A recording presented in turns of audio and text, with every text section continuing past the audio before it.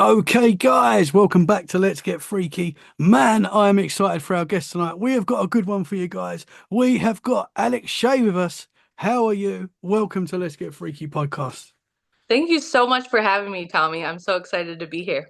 And I said your name correctly, You did. which we've just made sure, because I do make mistakes very often. So We you are all in, make mistakes. yeah, and especially me. You are in Kansas City right now. Kansas City, Missouri, correct. Yes. Awesome. Chiefs fan?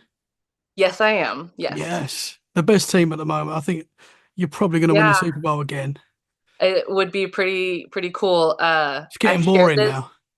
Right? Yeah. To be honest, I don't watch it anymore, and not to say that I don't enjoy it, but I have this lake community that lives across the street from me, and I will know if we win because they start shooting off fireworks. And at first I'm like, Every oh my gosh, Sunday. is there a war happening? And then I'm like, oh no, the Chiefs just won. It's Sunday. Like, why You've is there fireworks going off? you've become the New England Patriots. Like you're the team that everyone like not hates. I think there's not hate for the Chiefs, I don't think, but um Wants to be, you're yeah. that team that everyone wants to beat now. Like you're But the we used to not be that way, which I shared this on another podcast. My grandparents were, I mean, still are diehard fans. And my grandpa, through all the times that they were at their lowest, my grandpa was just like a diehard fan, just always rooting for them. Next year's going to be our year. It's going to be our year. And as a kid, I'm just thinking, oh my gosh, my poor grandpa, like he's probably never going to see that. And then 2020 came, and I was so happy that my grandpa just got to actually see them like win. And now it's been multiple. And he used to have this ref outfit, and he had a yellow flag and a whistle, and it would just be me and my grandma and him. And I would just hear the whistle going off and the flag be flying in the air, and I'm like, what is happening?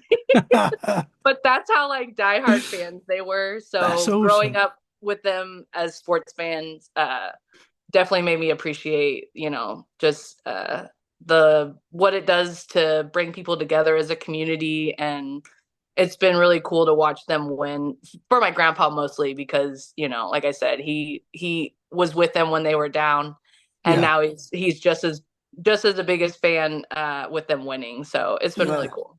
He's been there through the hard times. I Yeah. actually I went to a Chiefs game in London when the Chiefs played the Lions. Oh And I think it's one wow. of the biggest high scoring games still to today. I think it's still one of the high scoring London games. Chiefs won. Can't remember the score, but it was a good game. And that Yeah, was, I know we're the loudest too. Well, we were. I don't know if that's still, if yeah. we're still holding the record, but Kansas City people are loud. So I am not shocked whatsoever. I mean, I'm one of the loud mouths, so I know. It's a To cool. be completely honest, you have been to a Chiefs game, and I am 34 years old, and never in my life have I ever been to a Chiefs game. Oh, wow. Not So yet. that's a fun fact that most people don't know about me. And they're like, what? How is that even possible? Well, no one ever invited me. So Oh, I never man. went. It's a cool area. I love Missouri and you got the Ozarks. Are you anywhere near the Ozarks? Yeah, we're actually about an hour, Oh, maybe two. It depends. But yeah, that is what I'm actually gonna start researching next because someone has been telling me about the ley lines. And I've known about ley lines before, but I never really thought about them in terms of my state. hmm. And I was talking with this gentleman, and he's like, hey, where do these ley lines, correlate with where you live? And I'm looking at these ley lines, and I'm like, oh my gosh, like there's these three ley lines that intersect and make a triangle. And I am like right there. Like it is all in this whole area basically is like this huge portal is what some people call it, but I believe it because what I've experienced at parks where I live, what I've known people to experience at not only the Ozarks, because that's a big one for Momo, but the Mark Twain National Forest. Hmm. There's been so many reports of Sasquatch, like I said, at the Ozarks, the Mark Twain National Forest, and where I live, there's a place called Monkey Mountain, and the place that I'm going to be talking to you the most about today is a place called Burr Oak Woods, and it's a Missouri conservation as well. And I think all of these places are somewhat connected with whatever these ley lines are and the activity that we're seeing. There's also a place called Ha Ha Tonka. Um, I think someone told me that it's very similar to like it's as old maybe as like Beckley Tep. I don't think I'm saying that right. We talked about Yeah. not being able to pronounce things, but very similar civilization time period. And I feel like that's a major hotspot of the ley lines is that place, the Ozarks, and where I live is just this big, huge, like I said, it's a triangle. When he showed me that, I was like, he's like, where do you think you are in there? I'm like, I'm right there. I'm right in the middle of all that. Like, it's Wow. crazy. And like I said, I never thought about that before. And so now this is just another, which I didn't need help in the rabbit hole department, but it's just another one that I will be intensively looking into in terms of why these things are happening in this specific area or the state alone, basically. Mm. It's interesting. There seems to be a lot of areas on the map that are triangle shaped, and there seems to just be, for whatever reason, a lot of high Yes. strangeness going on there. It's Yeah, I very definitely strange. I think wonder if there's so. something to the shape as well. Like, I wonder if there's. Yeah, with the geometric, I've heard that everything is like geometric math, all that. So Mhm. that would make sense. Yeah, I was shocked. Like I was like, surely, at first I was like, what is he talking about? And then when he showed me, and then I looked it up and I was just like, oh my goodness. Well, I always thought we lived in like I told my son and my daughters this.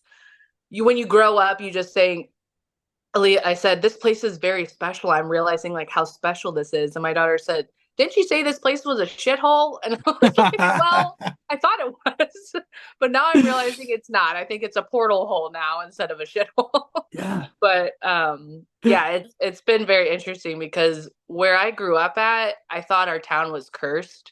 Um, there's a lot of death, like an extensive amount of death, and just like suicides and stuff like that. And it wasn't normal. I mean, to me, I didn't think it was normal. Even my mom said that. She's like, growing up, I knew like maybe one person that died. And then maybe, one or two people after I graduated. She's like, but your death toll is like extensive. And it just never stopped. It just continued to keep happening. And we actually have a page, like a memorial page for our town, and it just grows every day, Oh like a man. person from our town dies, or who has graduated from our town, which I found very odd. And it goes back to a lot of like mystery, I guess. But when I moved to this town, it's called Grain Valley. It's next to the town that I live in now, which is Blue Springs. But I moved there when I was 4. And I remember as a young kid, my mom told me this story about how she had heard that there was a circus train and it crashed and all these monkeys got loose and went up on the mountain. And that's why they called it Monkey Mountain. And as a kid, you just kind of just be like, okay, yeah, that's what it is. And you just go about it. Well, when I was probably in my 20s, I was like, that is the weirdest story I've ever heard, you know? And so I looked it up. And when I looked it up, it said that that was actually a common misinformation that multiple towns, not just my town, would tell people about hearing monkey sounds in the woods and that they would say a Interesting. circus train crashed. And I was like, what? And then I find out that not only is it not called that because of that reason, but that multiple researchers all over the United States, even some people from around the world, come to Monkey Mountain to do Bigfoot research. And I was like, what? I'm like, no way. In Grain Valley, I was like, you got to be kidding me. But then I'm like, well, how did this place even get called Monkey Mountain to begin with? Like, that's an odd name. So in that time, I was doing research, and these people had said that it was actually the Native Americans. There was multiple for a long time until 2020 when like COVID happened. They were actually doing ceremonies once a year. They were coming back to this land that they owned still that was right underneath Monkey Mountain. Um, but then I think they stopped doing that because of COVID or whatnot. But they were there for who knows how many hundreds, maybe thousands of years before settlers came.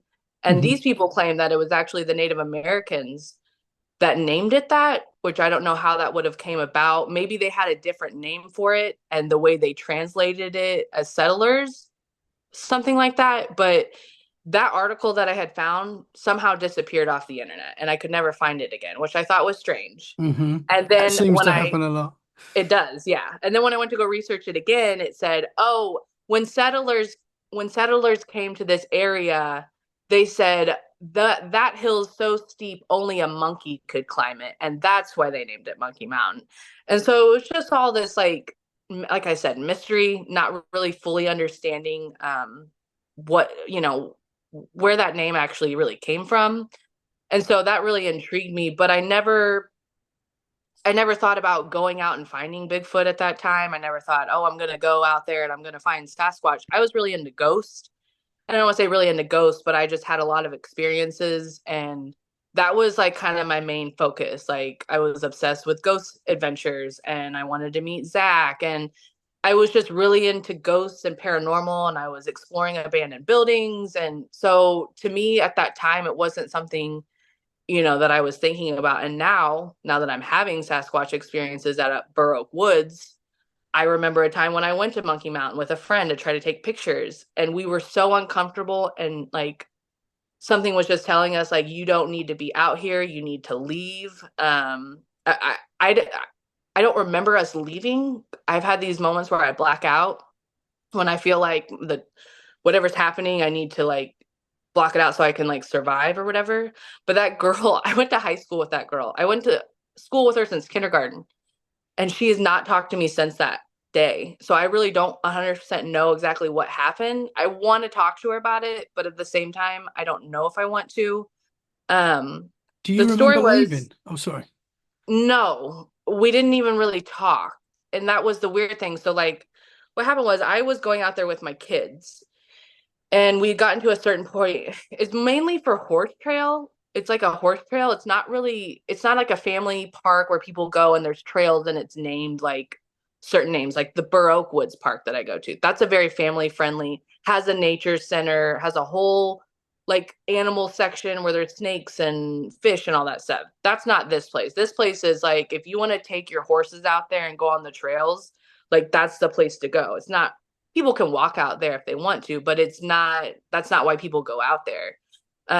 But she had seen I had gone out there and I was really starting my photography, and she was like, I'd really love to go out there and take pictures with you. And I was like, oh my gosh, like hell yeah, that'd be so cool. I usually just go out with my kids, but I'd love to go out there. And she was into photography, but I don't want to say she wasn't at the level that I was at, but she just wanted to like learn from me and just kind of, experience what I was doing. And I love that. So we go out there, and when we get out there, there's a little bit of a pathway to walk to it. And then there's these like picnic tables. And when we were at this picnic table, I had noticed that the bench part where you sit on it, it had looked like someone had just like karate chopped it in half. Like it was broken in half. I can even send you the pictures when we're done, but it was broken in half. And I thought, well, that's kind of weird.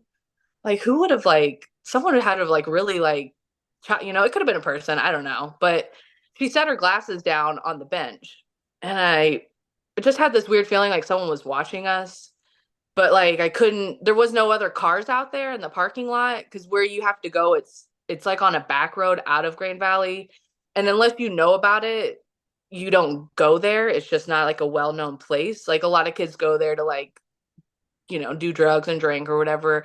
And so it's just like a hidden little spot. And so we were the only car in the parking lot. We get out, so we get to the bench, and she sets her glasses down. And I said, oh man, I said, wouldn't it be cool if like you were in one side of the lens and I'm on the other side of your glasses lens, and we'll take a picture of us taking a picture in the glasses. And I said, and it's going to look like someone's watching us.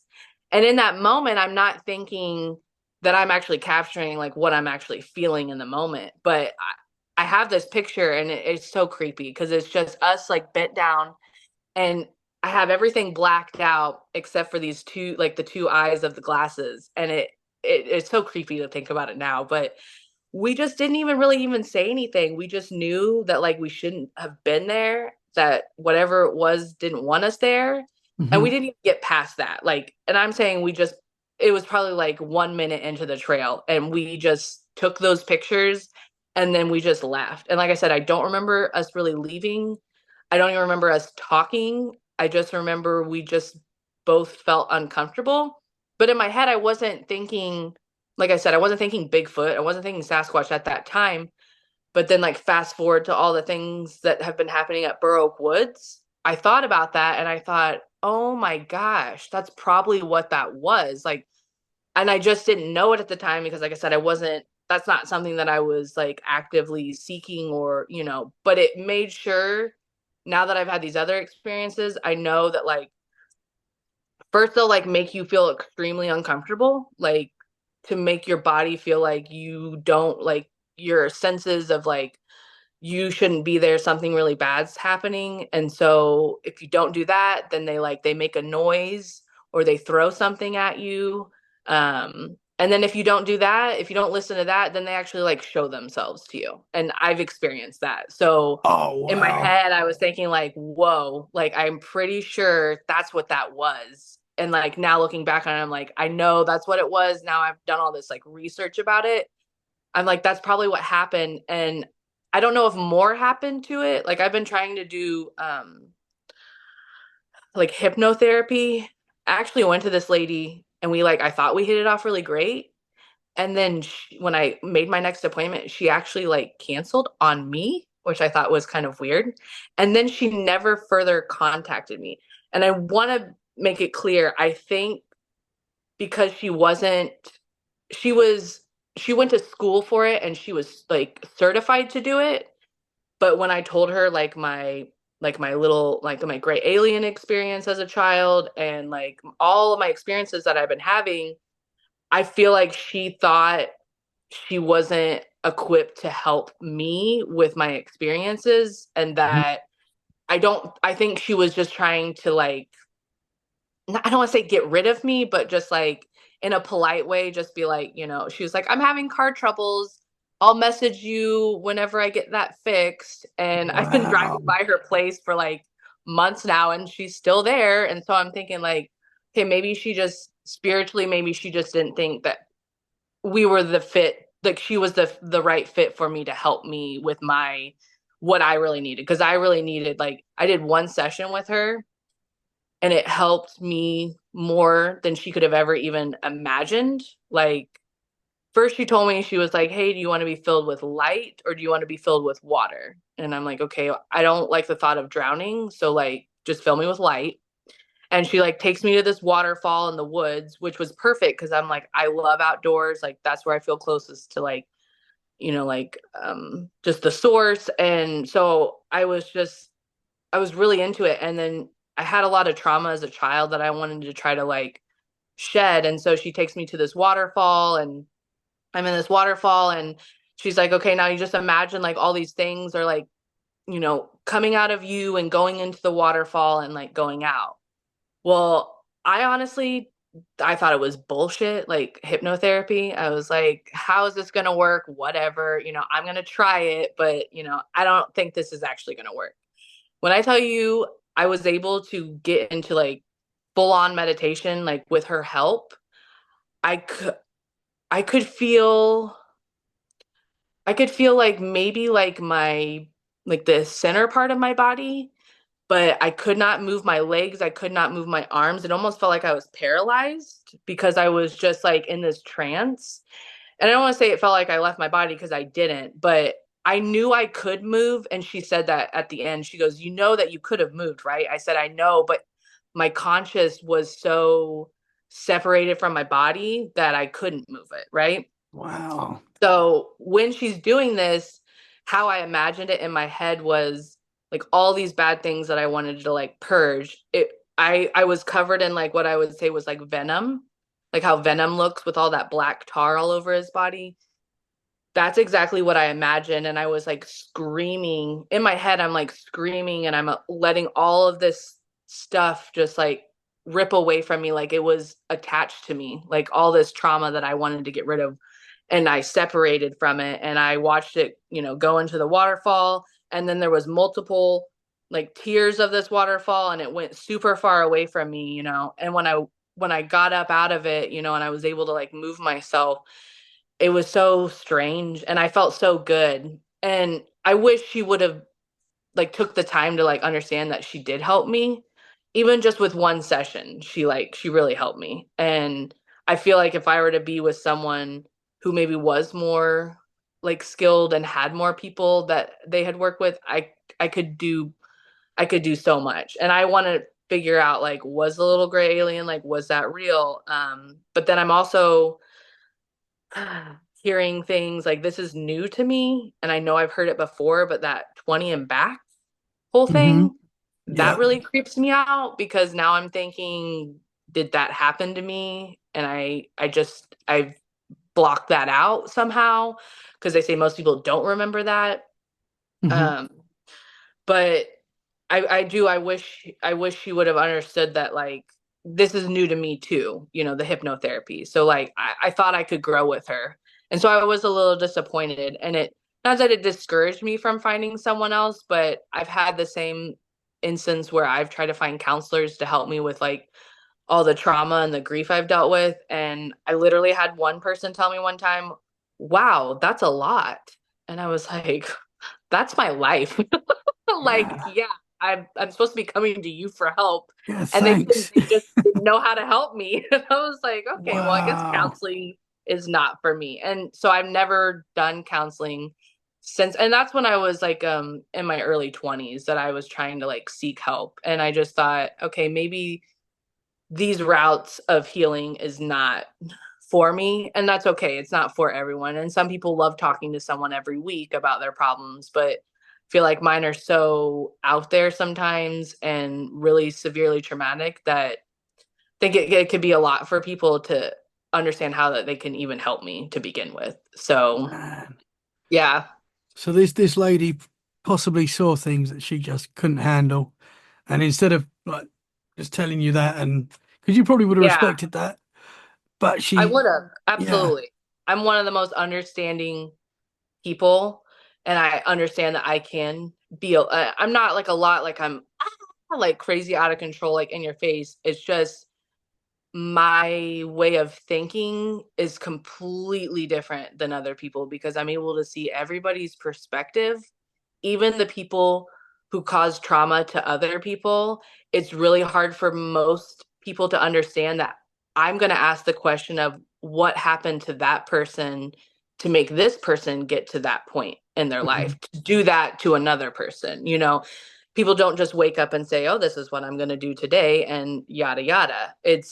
There's a series of trauma that happens to those people. It doesn't make what they did okay, but you have to understand how that person came to be. And that's what most people don't want to talk about that. Hmm. They just want to say that person's bad. They did this, they did that. They deserve to whatever they think that they deserve, which is just horrible. But It's like the hurt people thing, isn't it? It's like the yeah, hurt people. yes, correct. Yeah. And that's hard for I had an ex-boyfriend one time that was just like, I can't see how you would even talk so much about like that person like that. And I'm just like, but you don't understand what they went through regardless of what they did. Hmm. You have to understand that they're coming from whatever place they've learned from, and their environment that they've been in. Like I said, it doesn't make it okay, obviously it does not, but it's you have to understand that that person probably had some severe trauma done to them regardless, of what they did. They need help as well, obviously, from what they've done. And Hmm. I try to see everyone's side, and I think that's what's hard. That's why it's hard for me to connect with most people and like have friends. I really don't have any friends. The community that I met on Instagram is like literally my family, and I'm so thankful for that because those people think similarly to how I think and are open minded to thinking about alternative possibilities or other ways of like healing or helping other people. Because we're all gonna make mistakes, every single one of us for the rest of our lives, but Hmm. we have to be willing to forgive. And that's it's been hard for me to learn, but I'm working on that. And I just want to encourage other people to like, don't judge people seriously. Like it's so easy to sit there and say these people are all bad, but nobody wants to do this and Mm. say, but I also, even if it's not as bad as the other person, that's like you just got to really think about yourself and how you can help other people. That's my Mhm. big message is like waking up and asking what you can do for other people, not just for yourself. It's a strong message. Yeah. Yeah. And talking about this sort of stuff, experiences, paranormal or just life experiences, and putting it out there, there is something to that. Like it's like a therapy as well. And it's Yeah. you put out your vibe, you find your tribe, I always say. So you Absolutely. find your people. And yeah, I We feel just like happen to be the one that has like Mothman, yeah, Sasquatch, and Nessie. and I love it. That's my favorite squad. I'd like to go, if you don't mind, to the start when it comes to the paranormal. Where does it all start for you? How did it start, and what got you to this point? I should mention as well that you're a professional photographer and a great Correct. photographer as well, Wow, which is thank you. really cool. I've been looking at your pictures, awesome stuff. Thank you. I tell people I don't take pictures. I'm telling a story. Hmm. I'm not even intentionally doing it while I'm taking it. I'm not even thinking about it, but in the end, I'm always telling some type of story with my photography. And it's honestly, it's pretty beautiful because anyone can interpret it however they want for their own personal, just being. But yeah, that's it. Photography is my therapy. A lot of people say I could be making lots of money doing it, but I honestly, all those people that you see are people who were traumatized just like me, and I help them express their trauma through my photography. Like my favorite story to share is the gentleman that's in the prison outfit, the jumpsuit. That's actually his prison jumpsuit, and he Wow. saved that from when he was in prison. I met him through a mutual friend and I invited him. That was my second time at the Missouri State Penitentiary. We rented it out. We rented it out like a few years before that. And then my friend that I met doing photography, he was like, we got to do that again. And I knew this guy, and there's a video on my reels that everyone loves, but I didn't tell him how weird it was going to get. I just wanted to invite him because I didn't want him to be like, "Oh no, I don't want to get into that." I wanted him to experience it for himself, but he really said it was the most like spiritual, like therapeutic thing for him because he said when I walked in there with you guys and they lock the door on you, the front door. He said when I heard that sound, he said I got PTS like so bad. And he's like, but the further we went and the more we did, he just said I was able to like process my trauma. And he's like, and I was able to walk in there and like handle my trauma. And he's like, and then I was able to walk out. And then I have like the last picture I take of him is where his arms are spread out and he's just looking up at the sky. And it was so cool. Like I took pictures of him like working out in one of the cells, writing a letter in one of the cells, like things, the phone booth of him talking to someone, like all these things, he did those things, and I got to capture those moments with him in a healthier, obviously time in his life. And it was really neat because we had him in the gas chamber, and my friend had these like chains where it went around your neck and your wrists and your ankles. And as we're like getting them all suited up with this, he's like, yeah, so when Alex told me about this, she left the part out about all this weird stuff. And I was like, oh my gosh, I'm so sorry. But in the end, he was like, thank you for doing that. Like, thank you for letting me experience how you work with people. Like there's another one where my friend, he always felt like he was suffocating with like just his depression and his anxiety. And there's this like almost looks like pantyhose over his face and he's like suffocating. He's just like, I've always wanted to be able to capture like how I'm actually like feeling in real life, and you've captured that and if you were to see our like behind the scenes, it's like literally us laughing so hard we're almost about to pee our pants because it's like the most just absolutely ridiculous stuff that we do, covering ourselves in blood. I know someone, well, it was my ex-husband's father, so like my father-in-law, he had a hearse, and he actually sold it to my ex-husband's like one of his really good friends. And so I just called him. I was like, "Hey, can we borrow that hearse?" And so then we like did a whole photo shoot with like a hearse. Actually got to drive it, which was extremely like, I don't even know how to explain that, but like the radio was all weird. Just the whole time we're driving in this thing, it just, you could just feel, I don't even know how to explain it, but the rear view mirror and what's going on with the back of the hearse, it looks like the road's coming at you in the rear view mirror. So like everything's all backwards and just weird and messed up. And then when we get to the house with the hearse, and my friend Robert's there and this other girl, and we're going through the hearse, there was actually a book, and it was like embalming, and it was like a I don't even know, like a handbook for embalming or whatever, it's just so like we just find ourselves in the craziest positions with this stuff. But That's awesome. yeah, it was, so my photography journey has been pretty amazing. But to like start the question that you asked about like where this all started, I would have to say it was probably the second I was born. My great grandma, she had a lot of, I think, spiritual type um abilities. She would have like premonition dreams, um, just weird stuff like that. She's the one that I told you that was tracking birds for the Audubon Bird Society. There's like a crazy story, and we don't have to get into it today, but she spent time at one of the asylums, one of the state asylums that they had here in Missouri. I had a weird connection with that place, but she was in ICU when I was born, and my grandma went to her room every day and showed her a picture of me and like told her that I was born and I was, I had made it. My mom was safe and I was safe. And I think once she finally realized that I was here in this physical world, she was able to pass on. And my grandma, Claire, she always kind of expressed that maybe I had some type of connection with her, not necessarily for that reason, but the fact that she left this world right as soon as I came into this world kind of thing. So Hmm. I feel like that's why we have a connection.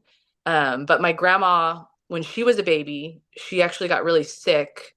I can't remember what she had, maybe like pneumonia. And she actually told me about this out of body experience that she had, and she thinks that she died. And she was being held by her mother, my great grandma, and she said she was on the ceiling and she could see all this happening, and that I think my great grandma got really scared and threw my grandma at my great grandpa, and she said whenever she threw her to my great grandpa, she thinks that's when maybe she came back into her body and she was able to like have a heartbeat again, because they think that she died in that moment. Wow. And I remember my grandma telling me that when I was really young, and just telling me about these weird dream premonitions that my grandma would have where, sorry, my great grandma would have where, so like there was this bridge in their town that they had, and my great grandma had a vision that someone had went off the bridge and went into the river. Well, I think maybe like 2 weeks later, people that they knew went down and went all the way down the embankment and stopped right before they got into the river. So it would be little stuff like that. Like my great grandpa had the same thing where one time my grandma said that my great grandpa called her in the middle of the night and said, "Go check on Carla," which is my mom. And he had a dream that my mom was inside of an old fridge, like an old ice box, the ones where you have like the long handle on the front and you have to pull it open, and when you shut it from the inside you can't open it. He had dreamed that she was in the middle of the woods and inside of this ice box, and he had opened it, and she had all this rust all over her body. Well, when my grandma went to go check on my mom had puked in her sleep, and it was the same color as the rust. So just really weird Whoa. stuff like that. Yeah. That they always had. I think they were very in tune with that, um, like instinct of knowing when things are happening. And I feel like with all the technology that we've developed and stuff, we've definitely lost touch with like nature. We've definitely lost touch with our instincts of, seeing things or warning signs that are always around us that we're just, distracted and we can't see. So I think I was probably in seventh grade and my grandma was telling me all these stories, and I'm looking for this book because I wrote it in seventh grade, and then our teachers actually sent it off to a publishing company. So I have a book somewhere and I'd love to share it with it. I'll share it on Instagram, I'm sure, when I get it. Maybe I'll do like a live or something. But I've always been interested in that because my grandma was always open with sharing those things with me. She also would talk about how my grandpa and her could speak like telepathically, or they would do things that the other one would want to do, and they would do it because they knew, and they didn't even have to speak with each other. And just so like your audience knows, my grandma has dementia. She has stage 6 dementia. And I've been talking to my grandpa a lot lately, and I called him to ask him if they ever had anything like bother them in their house. They're antique collectors, and their whole entire house is just, they had antique shops when I was younger, like a soup and sandwich shop, but antiques was their big thing. And I was always going to auctions with them, always at yard sales, but mainly auctions. And I asked him one day, I was like, "Do you ever have any issues with like, the house being haunted?" And he's like, "We never had any problem at the house." He said, "We had problems at the last antique shop that we owned." And I said, "And do you remember when you and grandma said that you could talk to each other?" And my grandpa was like, "Oh my gosh, Alex." He's like, "I completely forgot about that." And it made him cry because he was like, I wish that could be what could happen now, because like, my grandma can't remember anything. But it was just cool that I helped him remember that. I was like, "Do you remember how strong of a connection you guys used to have?" Mhm. Um, and so that was cool because I always knew that they were different. They always were together, always antique shopping, like always. Like the most memorable moment for me, because I had a lot of trauma as a kid, but I spent a lot of time at their house. They owned a an old historical home on this street that was in front of a historical hotel. And they just filled it with so many things like dolls. I mean, my grandma loved original Raggedy Ann dolls. So like the ones like Annabelle that everyone's like terrified of, like the original Annabelles, my grandma collected those. And if I would have like known that movie and story as a child, I probably would have been even more traumatized. I was already scared of those things to begin with, because my grandma would not collect anything that wasn't what people call the real McCoy. It just means the real real. If people don't know what the real McCoy is, Yeah. she would only get the real McCoy. So if it was not that, we were not buying it. And she knew what was what. And she collected, this sounds terrible, but she collected slave dolls, just dolls that slaves would make. And I feel like she thought that no one else cared about those things. And she loved dolls and just general. And I think she thought having those, and buying those, giving those dolls a special home, that they would have a place to be, and not just sitting in an antique shop being forgotten about, almost in a way. But my grandpa had this special case, and I was always drawn to it. And I just remember one day I was just staring at this case, and it was, the top shelf was filled with nothing but like early 1900s Halloween decorations. And I just remember telling my grandpa, I want that. Whatever that is, that thing, I want that. And my grandpa said, "Nope, you are not allowed to play with that." And I said, "Well, why?"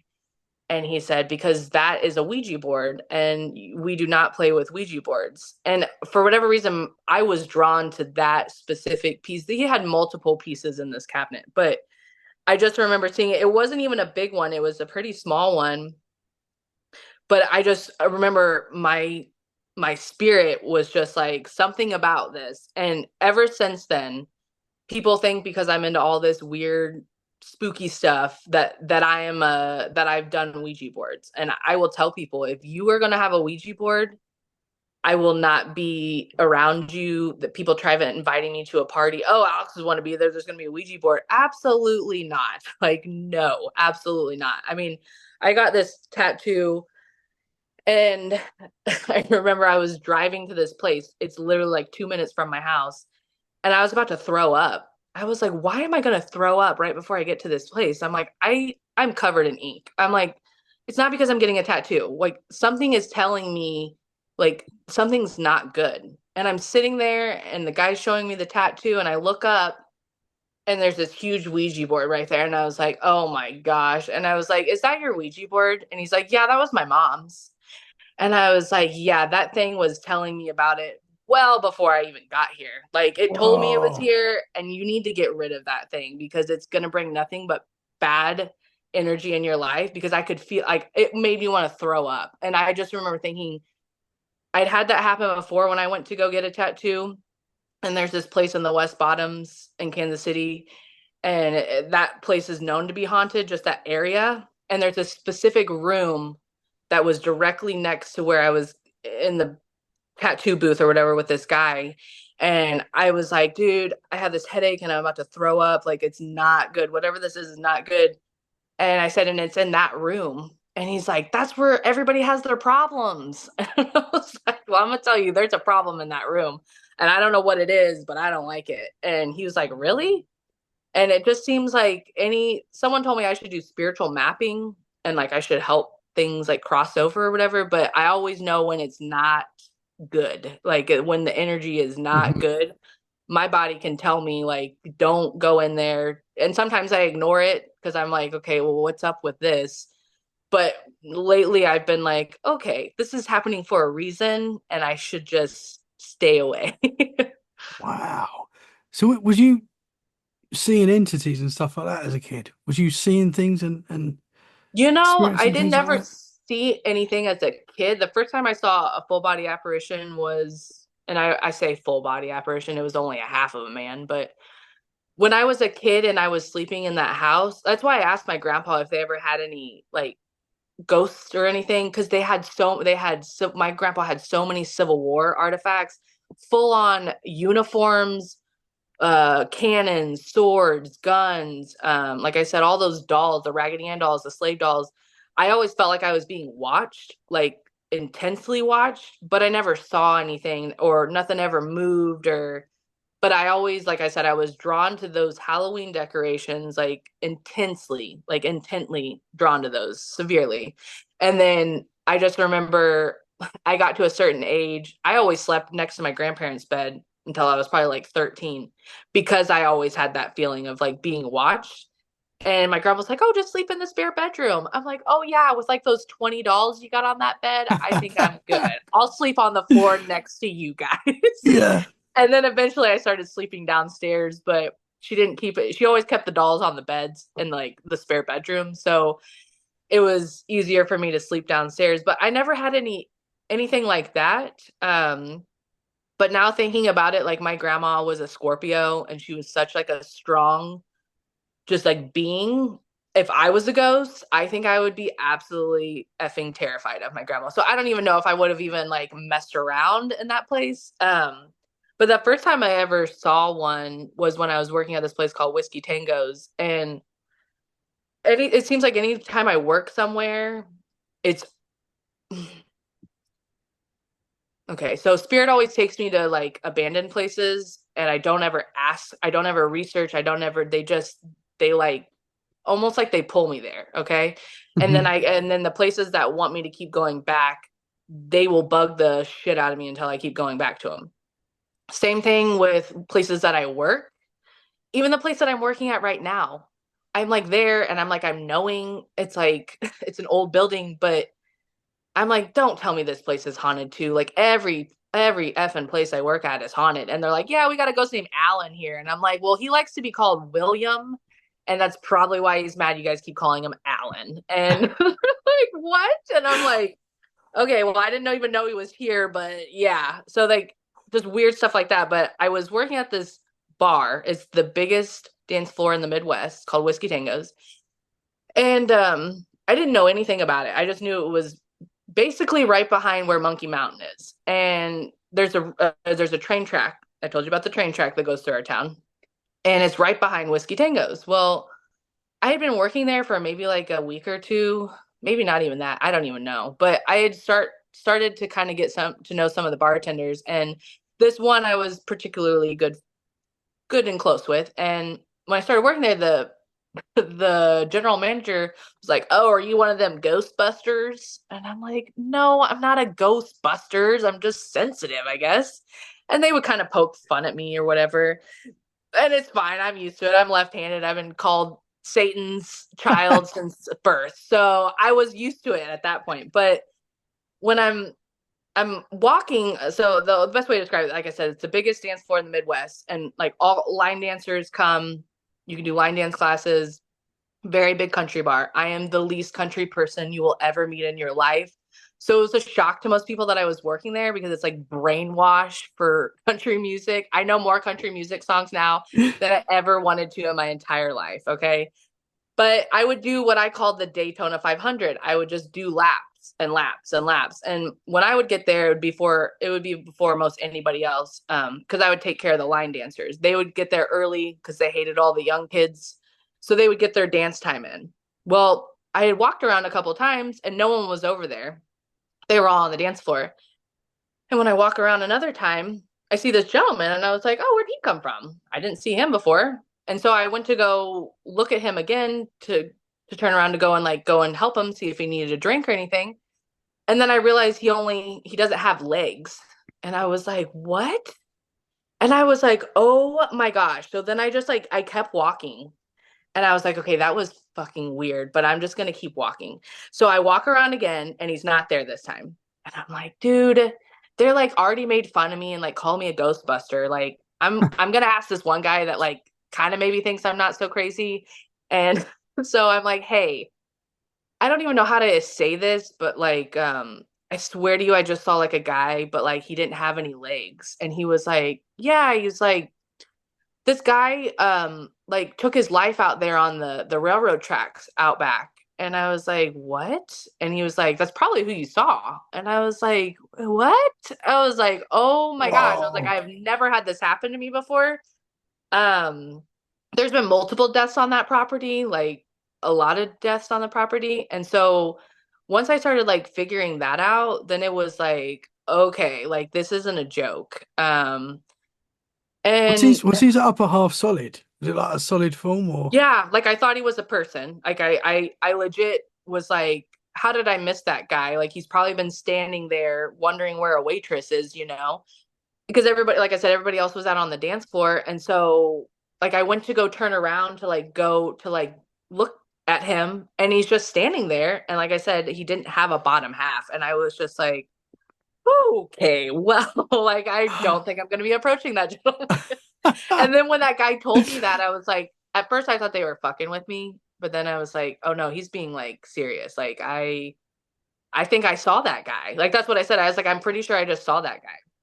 And it gets even weirder because like I said, the general manager thought I was a Ghostbuster. He thought it was funny. And in him meeting me and me meeting him, I opened him up to that side of things. I totally believe that whatever was there, and I'll get into that, whatever was there needed the energy that went through that place every single weekend and it fed off of it. And I would see it in people who look like they were just like, they weren't even there. And this guy literally just like knocks this dude out, like drops this dude like a fly, right? And I'm sitting here in my head because I would know when bad stuff was going to happen. I would warn the security guards. I'd be like, "I'm not having a good feeling. Like, please keep like extra eyes out. Like, I'm having this bad feeling." And this particular time, I just remember that guy hitting that guy, and I'm standing there and I'm watching. I could feel the hit in my chest. Like it was just like I never heard or felt someone hit someone so hard in my life. And then, like I said, the dude just dropped to the floor. And I'm like, "Get this guy out of here, get him out of here. Like he's going to hurt somebody. Like please get him out." And no one was listening to me. And everyone's just like, as they were arguing, but they were trying to figure out like what was even happening in the situation. And I'm like, "I don't even care. Like get this guy out of here." Next thing I know, his friend goes, "Man, why'd you do that?" And he just turns around, not doesn't even say a word, drops that guy like a fly too. And I was just like, oh my gosh. I was like, this is insane. And we saw Like one time we had like a 30-minute brawl where it got severely bad to the point where it went outside. And to like explain what I feel like is there, I honestly don't know what it is, but it it lives there, and it enjoys everyone's trauma and them drowning, and this whole spirits and alcohol thing I've been researching, and I know you've had people talk about it on your podcast. It's like I think that's a real thing. I currently I do not drink alcohol anymore. I don't do anything anymore. And now that I'm not doing these things, these entities that I feel like attack me are pissed. They are not happy that I'm interfering with how they want to control me in a way, I guess, if that makes sense. But there was this gentleman that used to come in, and he appeared like he could have used drugs in the past, but he didn't look like he was currently using. And he would just come in and he would have one beer. That's all he would have, was just have one beer. And after having his beer, the best way I can describe it, he would do this like ritual, like this dance. He would get up and he would go around and he would just do this, and he was just like almost like I said, like some type of like ancient ritual where he was just dancing, and like he was running into people, not being rude. He just was just so into this dance, and we never could understand it. Like it was so, you just see everybody twirling around with their girlfriend, and people out there shaking their butts, but this guy was just doing not what everyone else was doing. And so one day one of the bouncers was like, "Hey man, why do you do that? Like why do you do that dance?" And he was like, "Well," he's like, "I'm damning all the demons to hell." And the guy looks at him, he's like, "What?" And then they tell me that, and I'm like, "No, no, no, no, no. That's not what the guy said." And he goes, "Oh yeah, and guess what? I have to correct myself. Remember, I told you I'm okay with correcting myself. I went and talked to some people who I used to work with. It was actually the general manager." And I said, "Remember when that guy said that he first he said, 'I'm damning all the demons to hell' on the dance floor," and then he said, and he points at this room, which it was this little room at the entrance, like it was like a little side room, and he didn't know what the room was. At first I thought he said that's where Satan is, but when I asked my general manager at that time what he said, he goes, "No, Alex," he said, "that's where the portal to hell is." And I was like, "Oh my gosh, that's what he said. It wasn't that that's where Satan was." And so the bouncer tells this guy this, and they're all laughing about it. Ho ha ha ha. And Zach's like, "Oh well, if Satan's in there, then he needs to shoot up out of that portal and take a fireball shot with me." And they're just laughing their asses off, And I'm sitting here going, "Oh my gosh, no, this is not funny, guys. Like, is Hmm. that what he really said?" And I'm freaking out. Well, time goes by, and this guy's out in the parking lot like 3 hours before we open, and he's talking to himself. He's just wandering around in this parking lot, and it's huge. I mean, if you were to see this parking lot, it's just ginormous, just huge gravel parking lot, hundreds of cars in there every night. And he's just out there wandering around. Well, he gets picked up, and I don't know what happened. I don't know if like they just like took him to take him home or whatever happened, but he gets picked up. And I'm assuming maybe he goes to like a hospital or something, like maybe a mental institution or something. I'm not 100% sure. But after that happened, maybe another week or two goes by, and we're all counting money at the end of the night.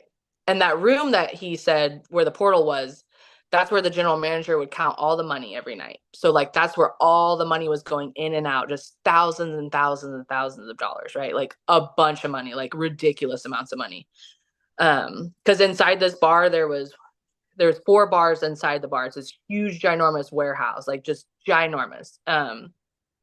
And so Zach comes to get me after counting all the money and stuff, and he says, "Hey, I need you to come and look at this." And I'm like, "Okay." And I never went in there. I had no business going in there. Like I said, that's where the money was. I was a waitress at the time. And, sometimes the bartenders would go in there that like knew Zach, but like you just stayed out of that room because it's like it's just best you just stay out. Hmm. You have no business being in there really unless you're called in there. And so in my head, we're like walking, and it's a long walk up front. And I'm like, "Dude, what does he want to show me?" I'm like, "Great. I'm probably gonna have to watch a video where someone's like stealing money or stealing something." And I'm like, I don't want to be the reason someone gets fired. And I'm thinking all these things in my head, and I'm just like, what the hell would he want to show me? So we get in there, and like I said, the whole technical difficulty thing with me, we get in there and he goes, "Oh," he's like, "the screen I want to show you is not working." And I was like, "What?" And he's like, "The screen that I'm trying to show you is black." And I was like, "Oh, well, that's weird." And he's like, "Let me just reset this." I'm like, "You're not trying to show me like a past video?" He's like, "No, I'm trying to show you something right now." And I was like, "What?" And I'm like, "Okay." So he resets everything and he pulls it up and he goes, "Tell me what you think that is." And I was like, "Oh my God."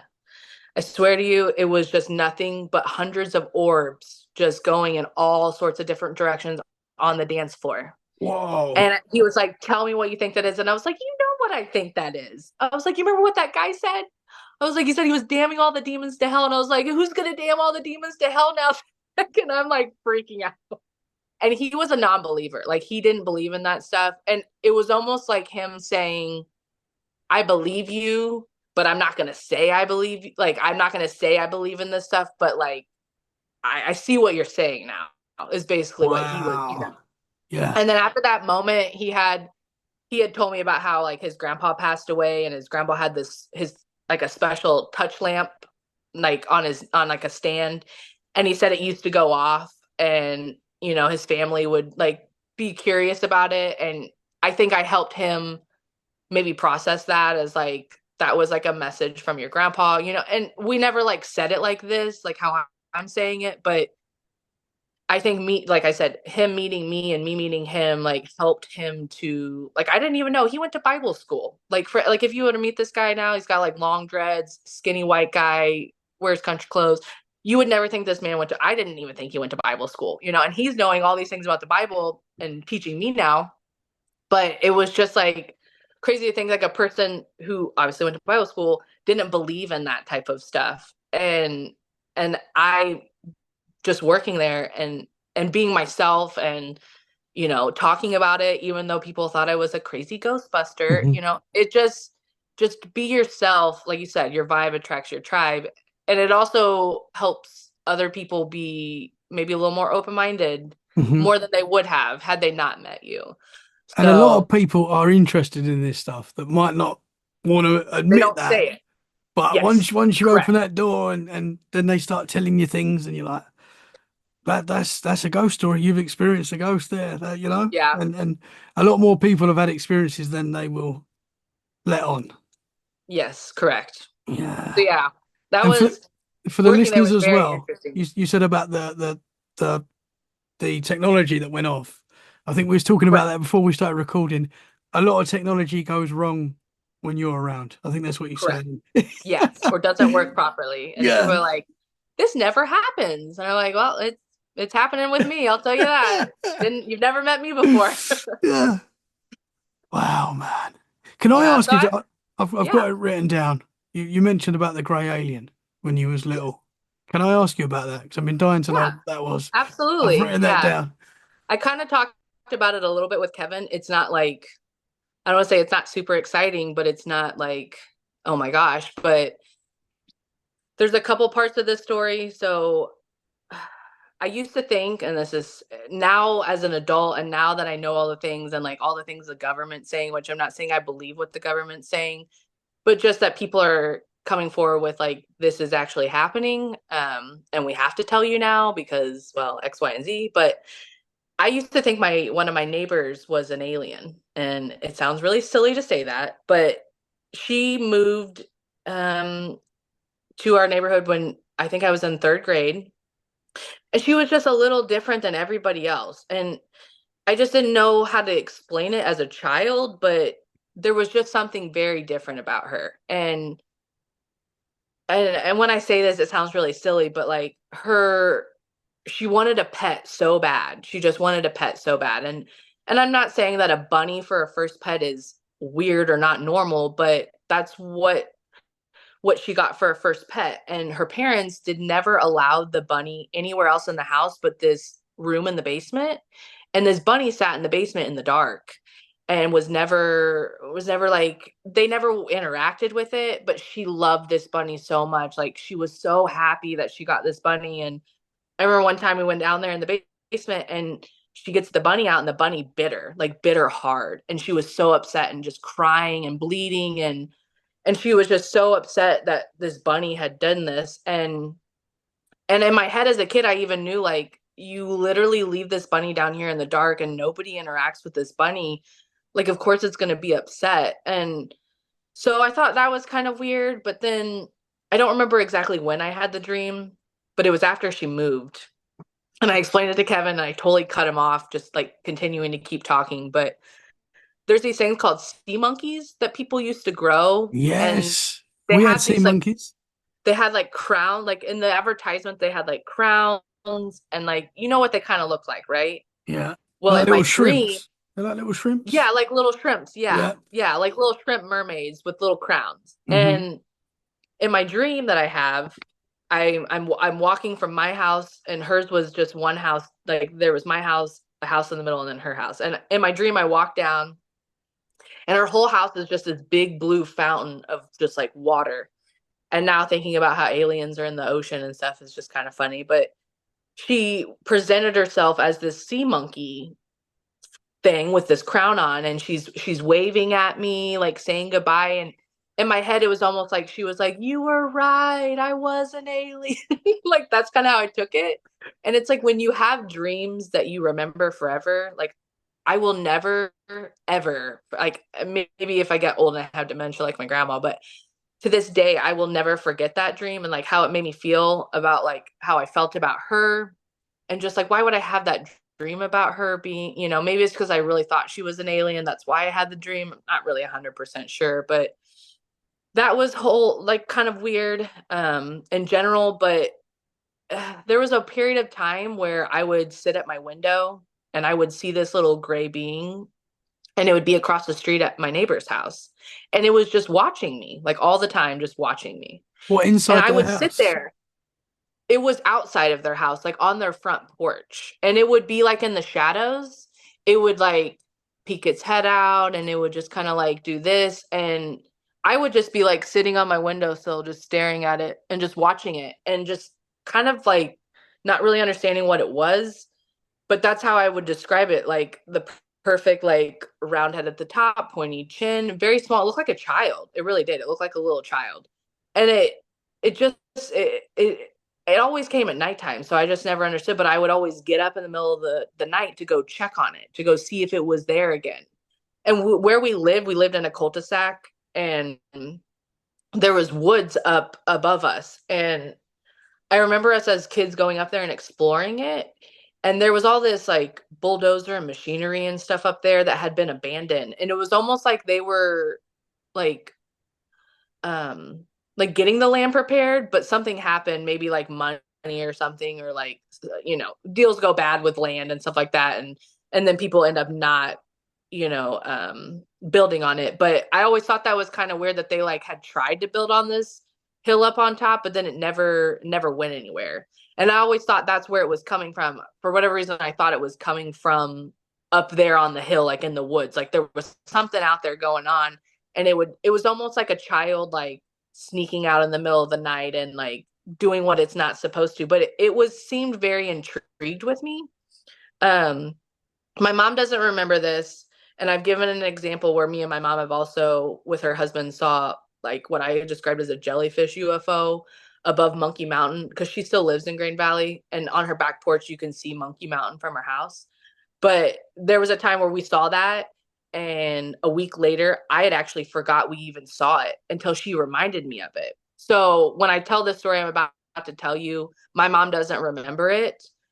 And I think that can happen where you have these moments, and it's almost like, I don't want to say they men in black your ass, but something happens where you just don't remember it. Hmm. So my mom and my stepdad used to fight a lot, like a lot. And I would always hear them like up at night, just, yelling and screaming. And this one particular time, my mom was really upset because they woke up and there was blood in their bed. And I just remember my mom telling my stepdad, but Brian, I had a hysterectomy. There's no way that it was from me. Like they couldn't find anywhere on their bodies where this pool of blood had come from on their bed. And my stepdad was convinced that they had been abducted. And so that's why the whole 20 and back thing kind of freaked me out when I've been hearing that on your podcast. And I've heard it on other people's podcasts too, but I had not really thought too much about that. Hmm. And I thought, okay, like I used to tell people like maybe that was like like that little alien was like supposed to be watching us while they took my parents and did whatever they did.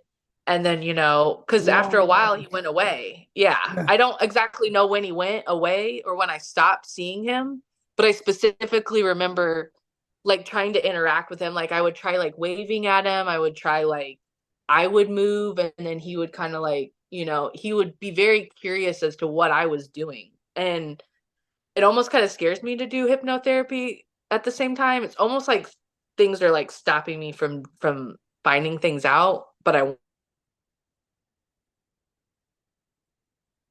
Oh, we paused there. my life of So trauma, the little things. we just froze there for a second. Sorry about that. Oh no, that's okay. So you just said stopping you from finding stuff out, and then it froze. Sorry about that.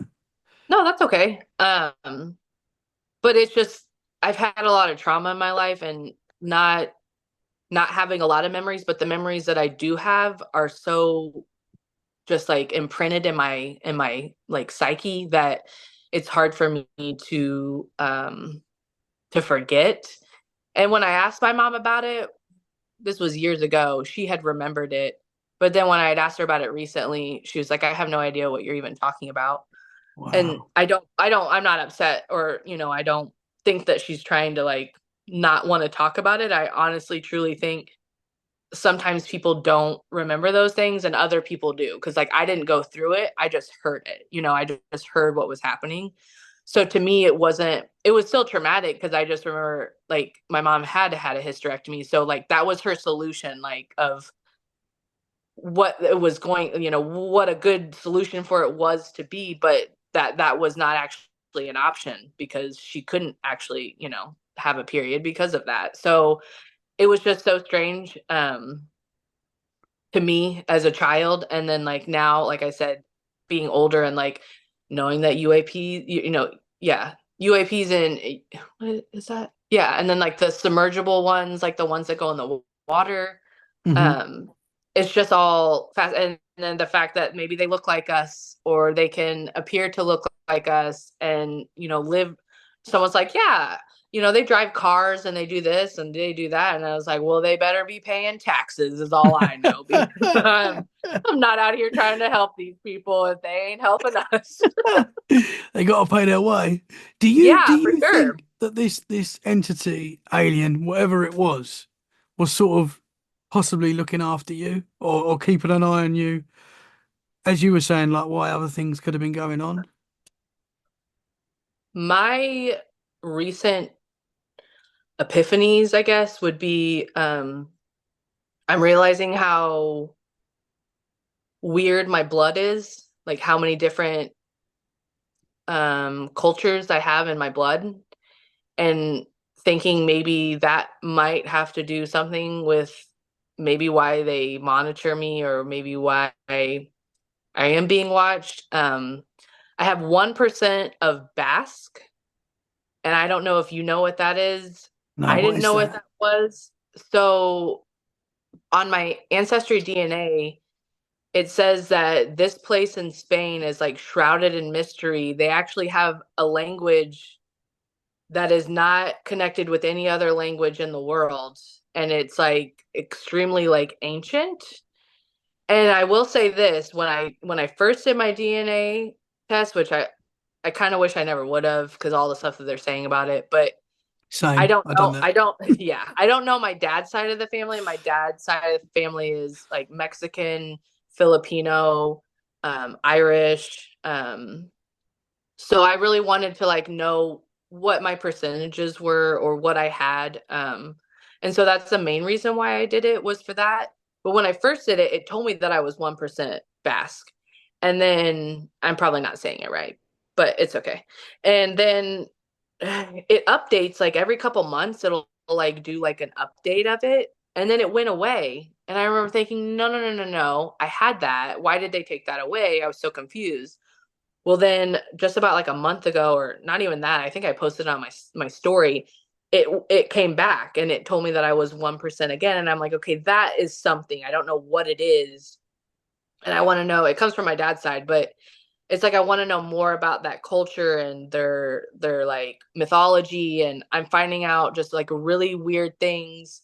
And it's put me on this like kind of rabbit hole of, like I said, mythology creatures that I never even like knew about that are from my ancestors, which is really cool. Like that's mainly why I wanted to do it, because there was going to be nobody there to tell me about that side of my family. So I'm having to find those, traditions or ancestor stuff on my own, which Hmm. has been really cool. It would be nice to have like real people tell me these things, but my side of the family is like really, really bad people. Like I hope they're doing better now, but just not good people.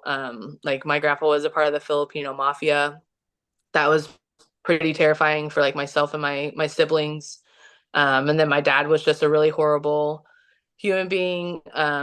And he severely abused me as a child and, physically, mentally, all that stuff. So it's sad because that's half of me, not those people's necessarily like their traits, but just my blood and wanting to know those things. Like I feel like that's always what we always want to know where we come from. Not Hmm. necessarily like in the universe. That's a huge one that everyone wants to know, but just you want to know where the people who actually made you, like the reason why you're even here, where they come from. Like I think that's so interesting and it's a part of our story. And I've been researching that like bloodlines have a lot to do with how people have experiences or just their interactions with that type of those type of experiences. And I've realized that I think, I'm not trying to say I'm any more special than anybody because we're all special, but I feel like I have certain abilities that I may not even be aware of that have maybe been passed down to me that I don't even know about, that I want to know. Hmm. And that's like why I said I've This, been on this rabbit hole. yeah, this stuff definitely seems to be in bloodlines. Like it's very rare that you meet someone that's had a lot of experiences that family haven't had experiences as well. It normally does come back, and you say your grandmother, they've had experiences, and that's normally what you hear. It normally seems to be in the bloodline. So, Yeah. My grandma and my mom and like anyone from my grandma down is mhm, not religious at all. I had to find that like that path on my own, but my great grandma, my grandma's mom, was extremely religious. Like my mom said, extremely religious. But she also had premonitions, heard voices, and had all these things. And I think she knew that having God as like her armor was, she was in and out of that mental institution multiple times. And I think at one point she just realized like what these people are doing with electroshock therapy and all these medicines that they're shoving at me, like that's not working. I've known that. I mean, my brother is an autistic, manic depressant, schizophrenic, like bipolar, and he was medication resistant for a long time. And I've learned that all these things that these people are doing for my brother do not help. That does not make the voices go away. Maybe for a moment it helps him, but I've been just like trying to help him find God because I feel like that's what she used. She knew she was in a spiritual war with something. And I mhm, think that's why she was so godly. And now that her daughter and the generations below her have forgotten those things, it's opened up, and my, sorry, it's opened up doors to things that have affected my family members. And I'm trying to end that generational trauma in some sort of way by introducing these ways of life with my children. And I have 4 kids of my own, and just setting like a good example for them of like leaning on God and like having him there. Like we've been having a lot of weird stuff happen at our house. And this room that I'm in right now was my son's room, and he kept telling me that there was something wrong with this room. Not that I didn't believe him, but I wasn't experiencing it for myself. And I've been sleeping in here for the last 2 weeks. And every single night I have had night terrors, to the point where I've had sleep paralysis like 4 times. And I've never had sleep paralysis in the Oh. house. I've had Mhm. sleep paralysis at the house my mom lives at. And that's a whole other can of worms. I actually think that that's the reason why my brother was diagnosed with schizophrenia. I think someone opened a portal in my mom's house where she currently lives, and that was a big reason why my brother had that. Because I used to have sleep paralysis in this room at my mom's house when I lived there by myself. She was living with her boyfriend at his house, and me and my kids were living there. And that was my daughter used to see, she called him the crab man. This crab man would crawl on the ceiling. She was like 3 or 4. And she's like, "You don't see that man?" And I'm like, "What?" And she's like, "The crab man. He's crab walking." I was like, "Oh my gosh." Then I come later to find out that the people who lived in the house before them, their mom died in that room. My mom goes, "She died from cancer peacefully with her family surrounding her." And I'm like, "Well, that's the room I have sleep paralysis in. That's the room I saw the Hat Man in. And that's the room that Arya sees the crab man walking on the wall." So if you want Whoa. to tell me that lady died peacefully, you go ahead and believe that. But I'm gonna tell you right now, that place was messed up. You And saw the Hat Man in there. yeah, that was probably like the third time that I had sleep paralysis. I had it in the room across from that room, Hmm. and that was the first time I'd ever had it. And I was laying on this bed, and I remember I'm a side sleeper, and I had woke up on my back, and I was just staring at the ceiling, and I couldn't move. And in my head I was like, "Oh my gosh, I've been in a car wreck and I'm paralyzed." Like that was the first thing I thought. I'm at a hospital and I'm paralyzed. And I was freaking out. Like in my head I was freaking out, and I eventually got my body to wake up, because I just like I rolled myself off of the bed and I hit the ground and like jolted me awake. And I had never experienced that. I didn't know what that was. So I Googled it, of course. I'm like, "What the hell just happened to me?" "Oh, sleep paralysis happens. It's normal." And so in my head, I'm like, "Okay, it's normal, whatever. I'll just go with it. I hope it never happens to me again, because they're like, it's rare, but it can happen where your brain's awake, but your body's not." And I believe that. I was like, "Sure, sounds great. Okay. I never want that to ever happen to me again." Hmm. And then years later, I'm back in my mom's house. And like I said, she was with this guy that she was with, and he had his own place. And she was staying there for like months at a time. And I was staying there with my kids. And I feel like when I'm alone, spirit loves to like bother me the most when I'm like I want to say most vulnerable, when I'm by myself or when I'm just with my kids and no one else is there. And I was sleeping in that room, and I just remember I woke up the first couple times, like maybe like the first or the second time, and I just couldn't move. And I just remember, okay, I've had this happen before. It's fine. Like I'm gonna be okay. I just gotta like wake my body up. But then the man in the hat, I didn't know who he was either at that time. And he would just stand at the door for like the longest time. And he would just stand there. And then eventually, and it kept happening and it kept happening, and he would get closer to the bed, and he would never do anything to hurt me. But it was almost just like he was like, people want to say he's like a harbinger of like doom or whatever. I want to almost think that he's like a person who helps take people. Like it was almost like he was probably there when that lady died, almost kind of thing. And Oh wow. it, it was weird because it was like he was coming towards me, but it was like maybe because I wasn't like it wasn't my time or whatever, he stopped bothering me. But he made sure to stick around to see if I was a one to go, I guess, because he would like I said, he would just stand in the doorway. And that was the issue, was like once I researched it and I realized what was happening to me, then I realized, okay, I'm okay. I'm not paralyzed. I'm not in a car wreck.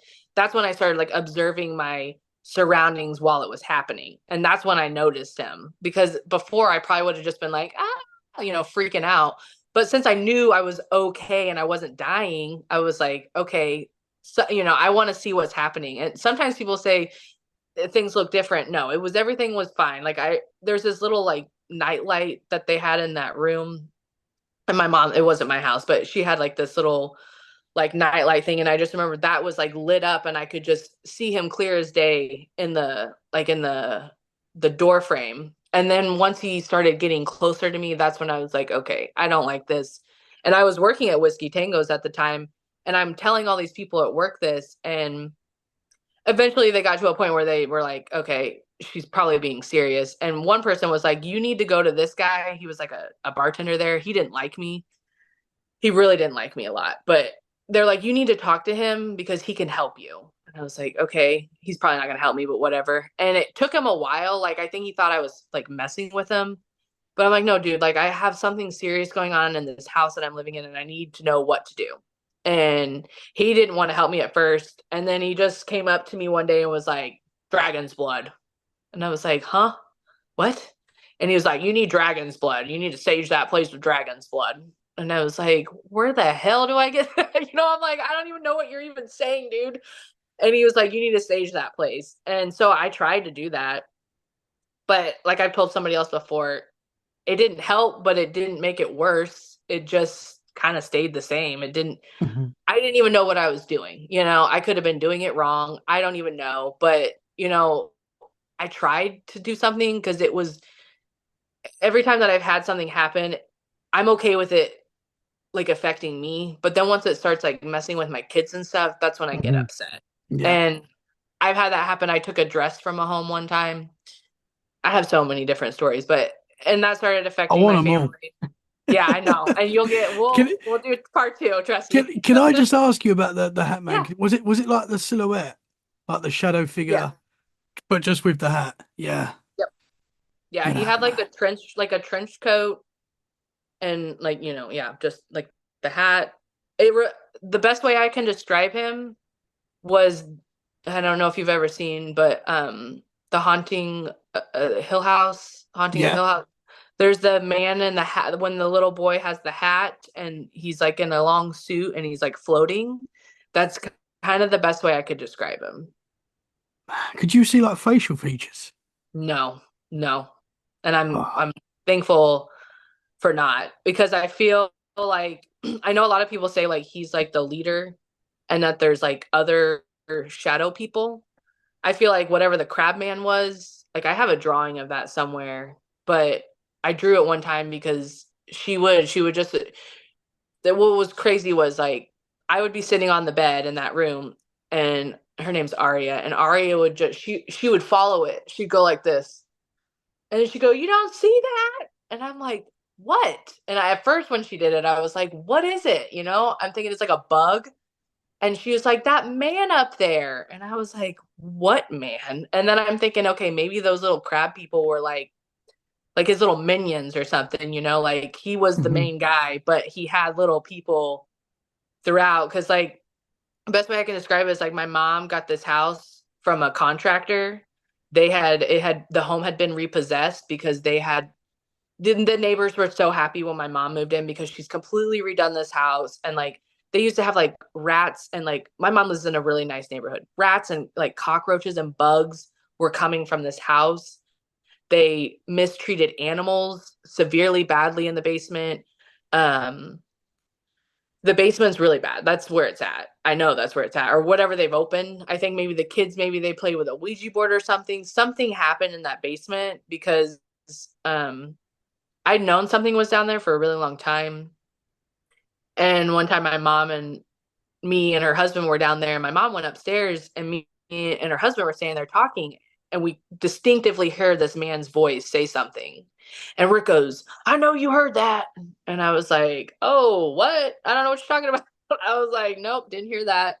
And he goes upstairs. Well, I didn't hear him come back downstairs. And I was like, "Hey, buddy, listen, this guy don't believe in all this woo woo stuff. So just leave him alone because he ain't going to give a shit about you. And Rick comes from behind me. He goes, "Who are you talking to?" And I was like, "Oh my gosh, nobody."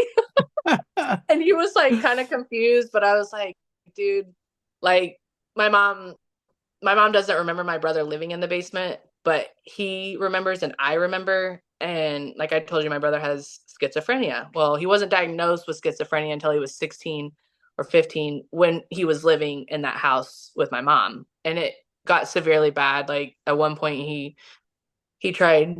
to end all of our lives at one point, and I had to wrestle a butcher knife out of his hand, and I'm really little, and he was Oh like man. 6'3", 300 pounds. I'm like 5'3", like 150 pounds. And that was extremely traumatic because he would have these instances where he would do these things and then immediately after would just be so remorseful and just so upset because he had no idea like what he was even doing. But like the most traumatic things with my brother happened in that home. Um, and he had told me one time, he said, "Look, you're the only person that's going to believe me when I tell you this." And he goes, "If I were to tell my counselor this, if I were to tell my psychiatrist, if I were to tell mom," he said, "they're going to lock me away." And I said, "Well, what's going on?" And he goes, "Well, when I used to live in mom's house," he said, "this lady used to come in my room every night and make me do stuff with her." And he was like, and it would just be hours. And he was like, and there was nothing I could do to stop this lady from doing this to me. And I was like, "Do you know what a succubus is?" And he was like, "No." And the best way I can describe my brother, like his intellectual is just like a little bit behind everybody else his age. So like he's 24.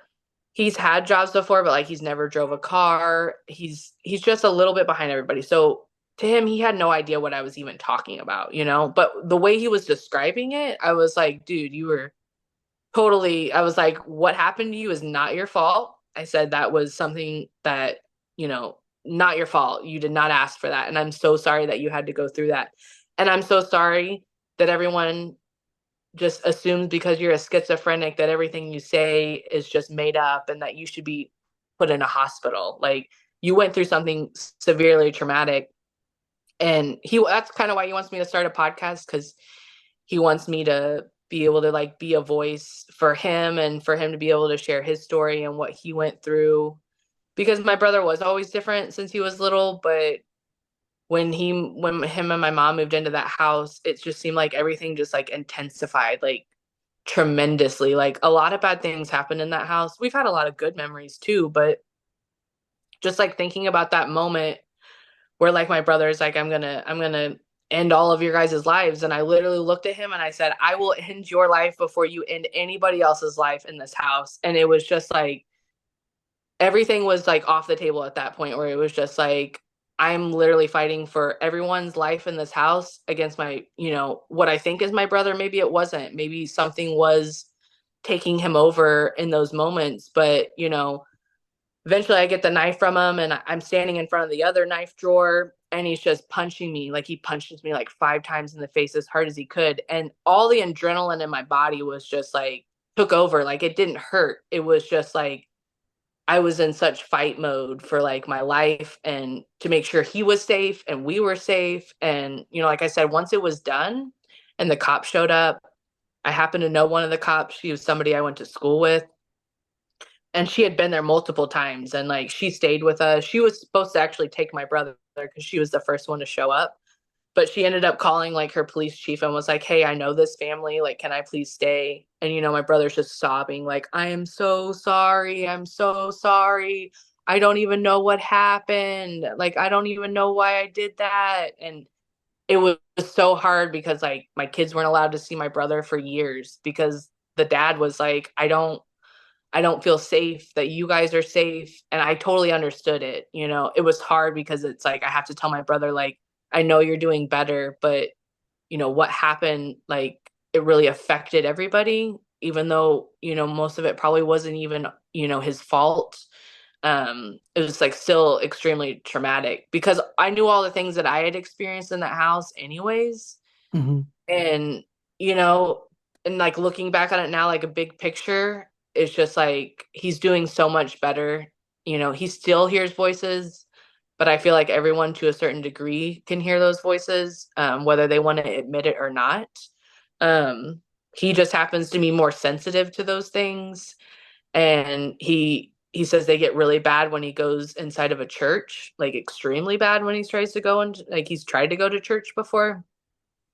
So like that's kind of my main goal, is like helping him like work through that, because I think it's something he's going to be dealing with for the rest of his life. Like I said, and we said, like bloodlines, we're more sensitive to those things. People want to label them as something, schizophrenia, bipolar, whatever they want to say it is, but we're not helping people by shoving medicine in their bodies and Hmm. locking them away and electrocuting them. Like it's just, you know what I mean? Yeah. It's so sad that like what people think is, helping these people. It's really not. It's just not. Yeah. Man. I'm glad he's in a better place. And obviously he's got a good sister there looking after him. So, man, Yeah. wow. You was about to say about a dress. What was Mm. that? Yeah, that was from my early exploring days of not knowing what the hell I was doing. And luckily I met this guy when I was out one time. He's from Minnesota and he's an abandoned explorer.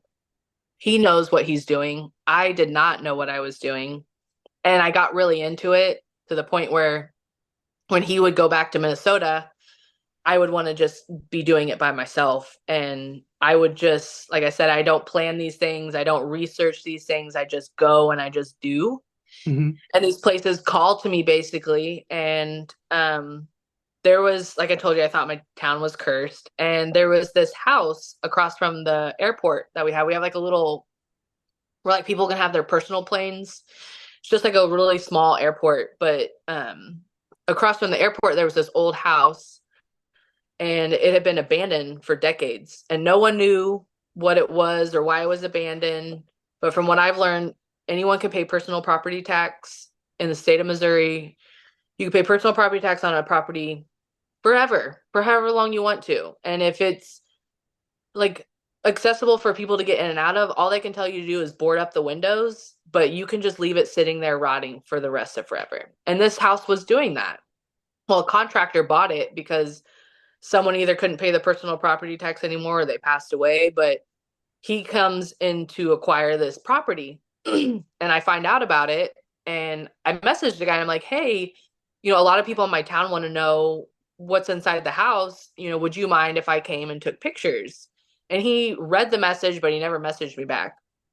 And then I see him post on like a community awareness page, like, hey, if anyone's interested in coming, we're selling things at garage sale prices. Anyone's welcome. And I was like, heck yeah, this is my opportunity to get in and take pictures. Like, I'm not going to buy anything, but I'll take some pictures. And that was my main goal. Like, go and I get in there and it instantly, it's just like sadness, sadness, sadness. That's all I felt. Like heavy.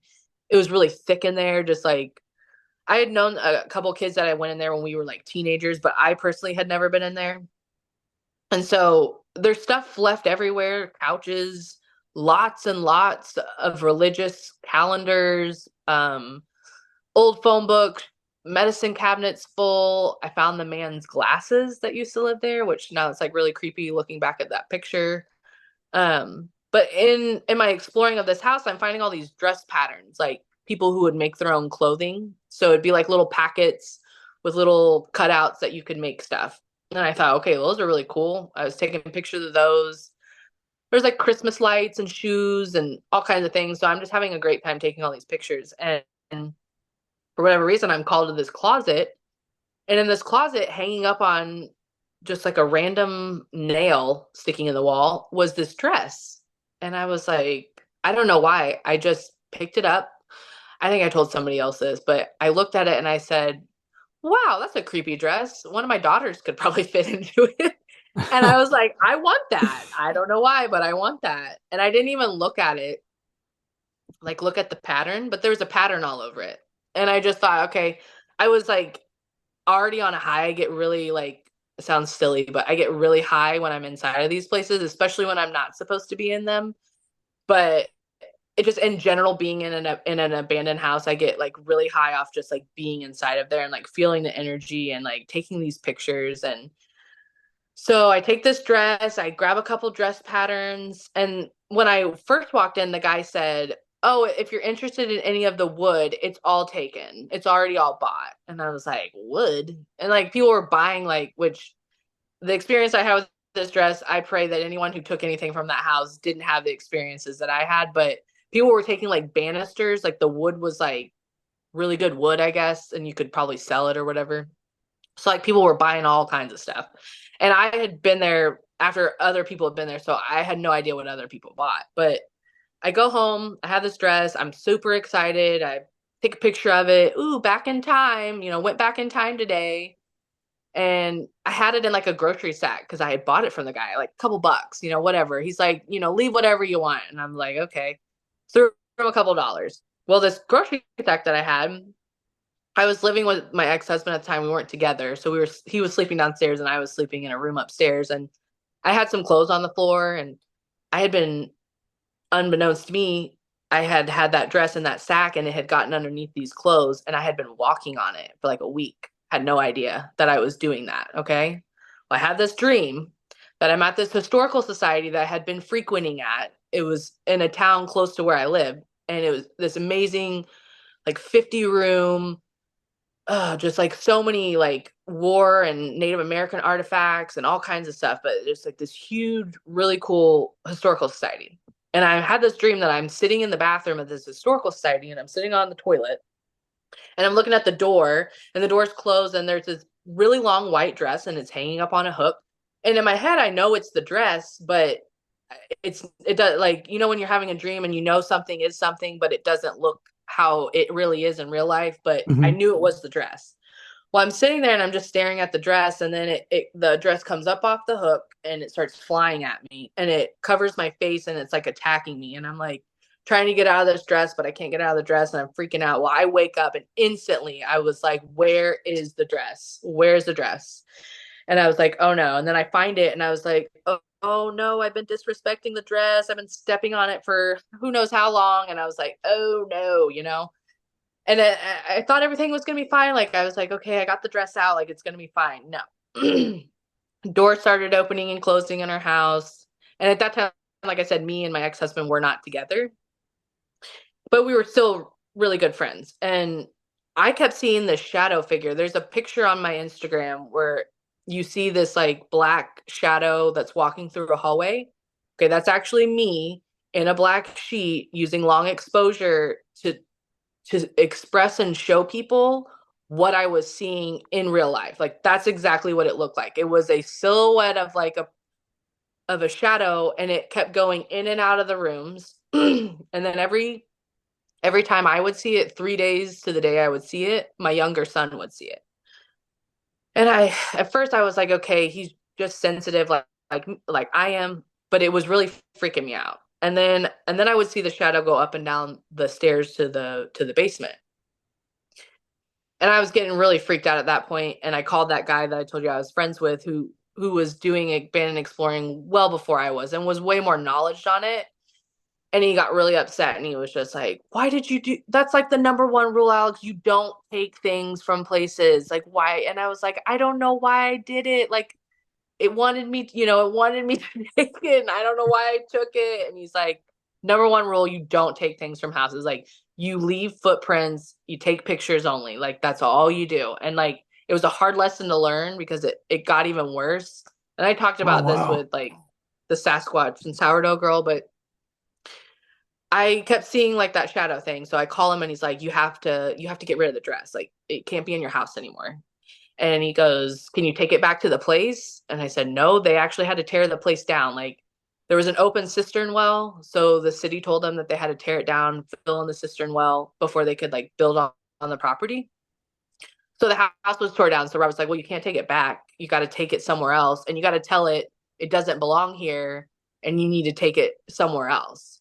Well, I had like developed a relationship with the lady at the historical society, and she was very opposite of me. Me and her kind of like, I don't know how to describe the relationship we developed, but I would always be like, I loved going there and just exploring. And she would tell me, like, "Why do you think people come here and do ghost hunts?" And I'm like, "Well, first off, you have over on your brochure says you have over 100,000 artifacts from people's lives. Like, Hmm. and at that time, people didn't have a lot. So what you have all around here, you have war artifacts, like from deaths of people. You have Native American things." I'm like, "That's why people come here. You have so much." But she didn't believe in that stuff. Like, it was just not her way of thinking. And this is the part that I want people to understand. Her job as the caretaker of that historical society. She actually lived inside of the historical society. There's like a special room that's been converted into like an apartment, and she lived there. And I thought, okay, I had the dream about the dress, about the historical society. There's a room full of dresses there. Like that's where I need to take it. Like that's where I should take it. And that's what I thought. And I was like, okay, well, you got to tell this thing like, it doesn't belong here, and you need to, wherever I take you, you need to go there. And I wasn't really thinking clearly with this. I talked about this on another podcast, and I cried about it because it really, I have to forgive myself for this and not think like the worst. But I took it there, and like I said, she lived there, but she wasn't there at the time that I went to go drop the dress off. And I mean, if I would have told her about it, I don't even think that she would have believed. I think she would have just been like, "Oh, okay," and just been like, "Whatever." And so, I knock on the door, she's not there. So I left the dress there. I didn't want to go back. I just had horrible experience with the dress. The best way I can describe the dress pattern is it's a mother and a child standing together, and they have like some luggage type stuff around them. And there's a car that's driving away and leaving them in the dust. Oh, And that's the wow. whole dress pattern. I'll send it to you so you can see it when we're done, because it's hard to explain. But when I posted all those pictures, everyone in the community of my like town were like, the mom killed the dad and she pushed him down the cistern well. And then someone's like, no, he fell down the cistern well. And then someone's like, no, he left them. And no one could ever give me a straight answer. But nobody knew that I had this dress, or that I had like this, because it was a mother, a daughter, and a father that lived at this house. And from what I could tell, they had lived there since the early 1900s, because I found an egg license that the Grand Valley Historical Society took from like 1912 or something like that. Like it was a pretty cool document that I found. And I was the only one brave enough to go in the basement. And then I find that. And then they took it, but whatever. It was part of history. But I knew that they had lived there for a long time, because they had a whole like farm in the back. But like I said, no one in the town could tell me like a distinct answer of like what actually happened to the family, why the house was abandoned, why someone was paying personal property tax. Because the earliest artifact that I could find, or like the newest, it was a church calendar from 1969. So from like 1969 to like 2013, 14, it had been abandoned, and someone had been paying taxes on that house for however long that was, until this contractor purchased it and then bulldozed it down.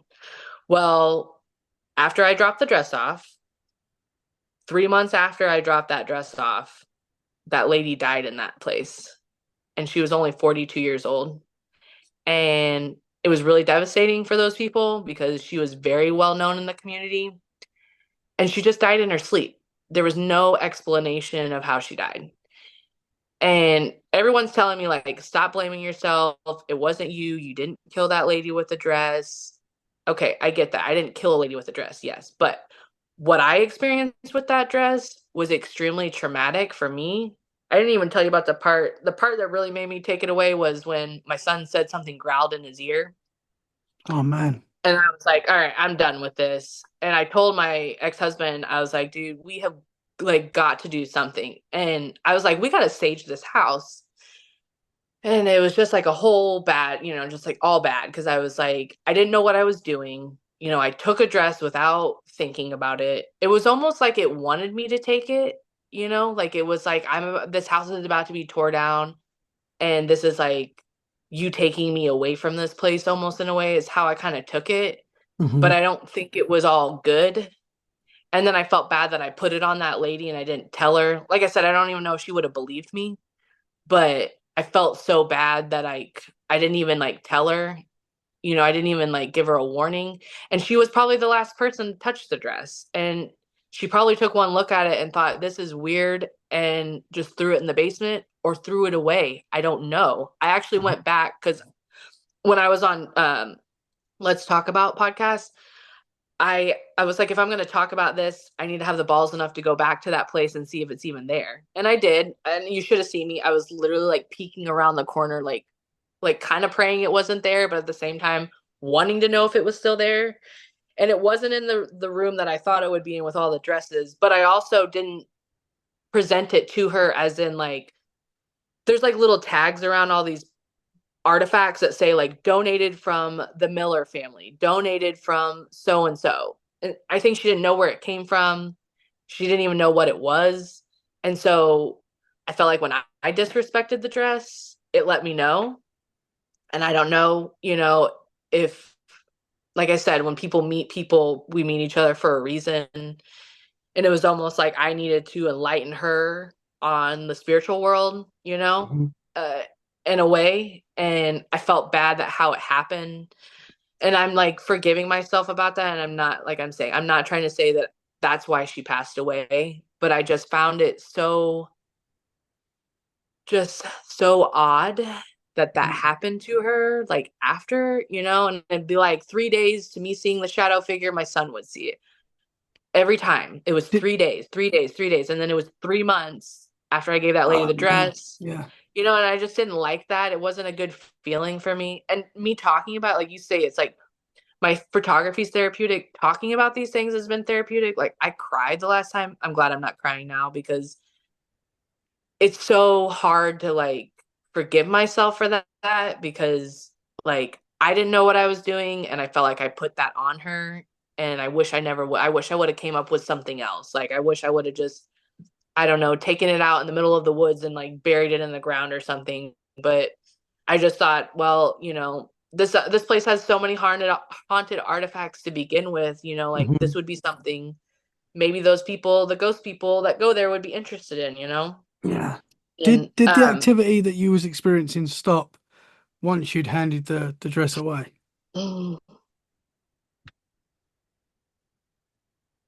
what was happening, yes, but also I was exploring so many places and not protecting myself that when I actually moved out of that house, um, my ex was like, "Oh, well, everything's stopped now. I guess it's not the house that's haunted. I guess it's you."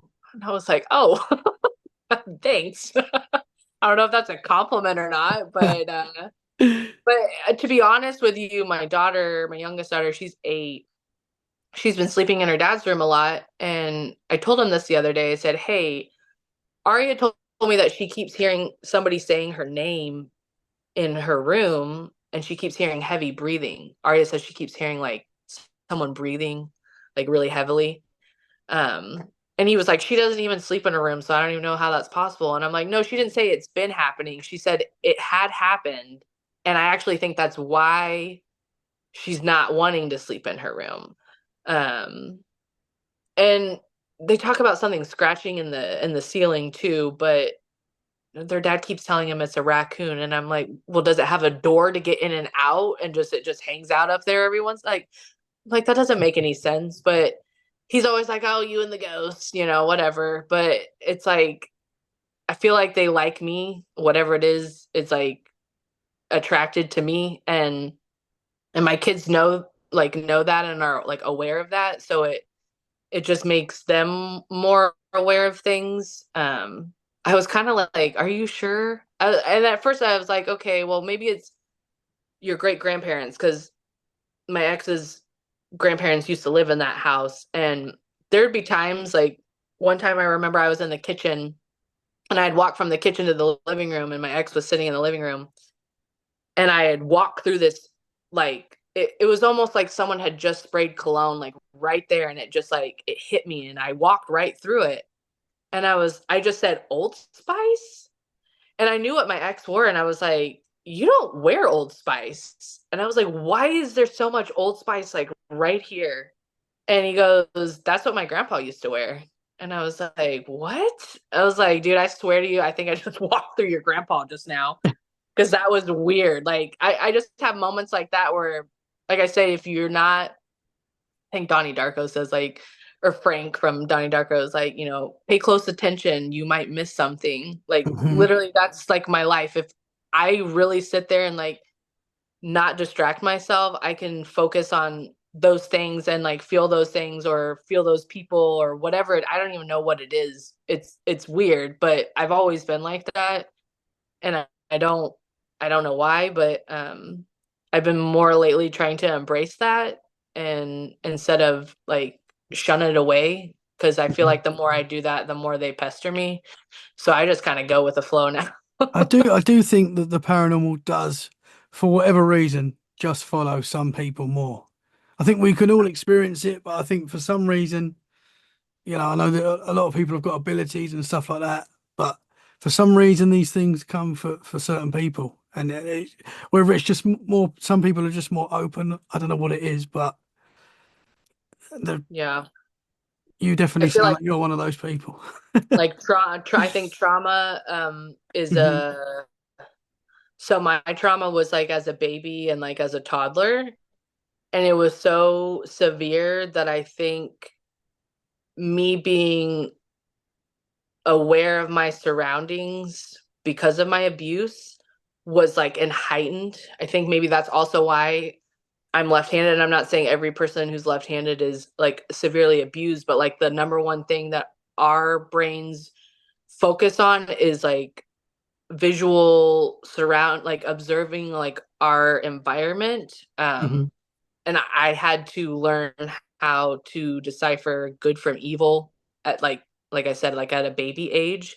And my brain actually had the ability to come up with tactics to keep people away from me, which is like crazy. Like me doing that one session of that like hypnotherapy, it made me realize like I would have these things where I would do because I could see cues of other people of what made them not happy and what made them happy, and I use those to help people stay away from me. And people used my family even used to make fun of me like it sounds horrible.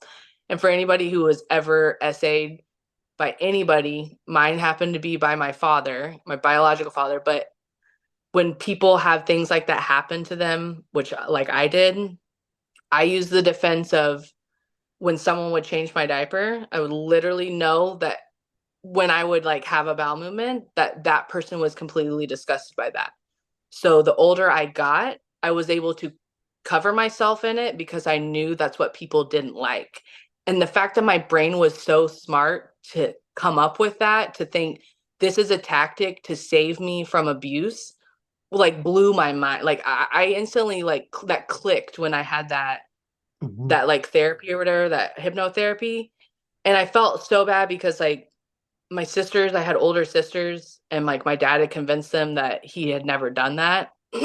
And me having to tell my sister like that that had happened to me and that I had proof, I had documentation, I had memories. She felt horrible, and I just had to tell her like, I know you guys made fun of me and you called me names like as a kid, but you had no idea. You were kids yourself. Like you had no idea. But I want you to know that like that's how strong I was. Like as a baby, I was that strong to know that this is what people don't like and this is what people do like. And I use that against them to keep them away from me in a way, if that makes sense. Yeah. Um, which is Wow. crazy how the mind can do those things. Like I'm so open to talk about these things and other people are not. Like most people don't want to talk about those types of things and it might be embarrassing for them to talk about those things, but I honestly found it like extra like I felt like a like almost like a superhero for myself. Like the fact that my brain came up with that idea on its own to protect myself from my predator. Yeah. Like it was just like it was honestly like a an awakening moment for me that like I literally like my brain can do anything and I can conquer any type of like abuse or neglect or from anybody. and and maybe that's why it's hard for me to develop relationships because I know how bad people can really be. you know you can know somebody, but do you really know somebody, kind of thing. And so I've always Mhm. been protecting myself, I guess, my whole life. But yeah, that was Wow. pretty crazy. Well, you're an extremely strong person. You've been through a lot, but I can tell. I get good vibes from you. So Well, thank you. you've turned out great. So that's good on you.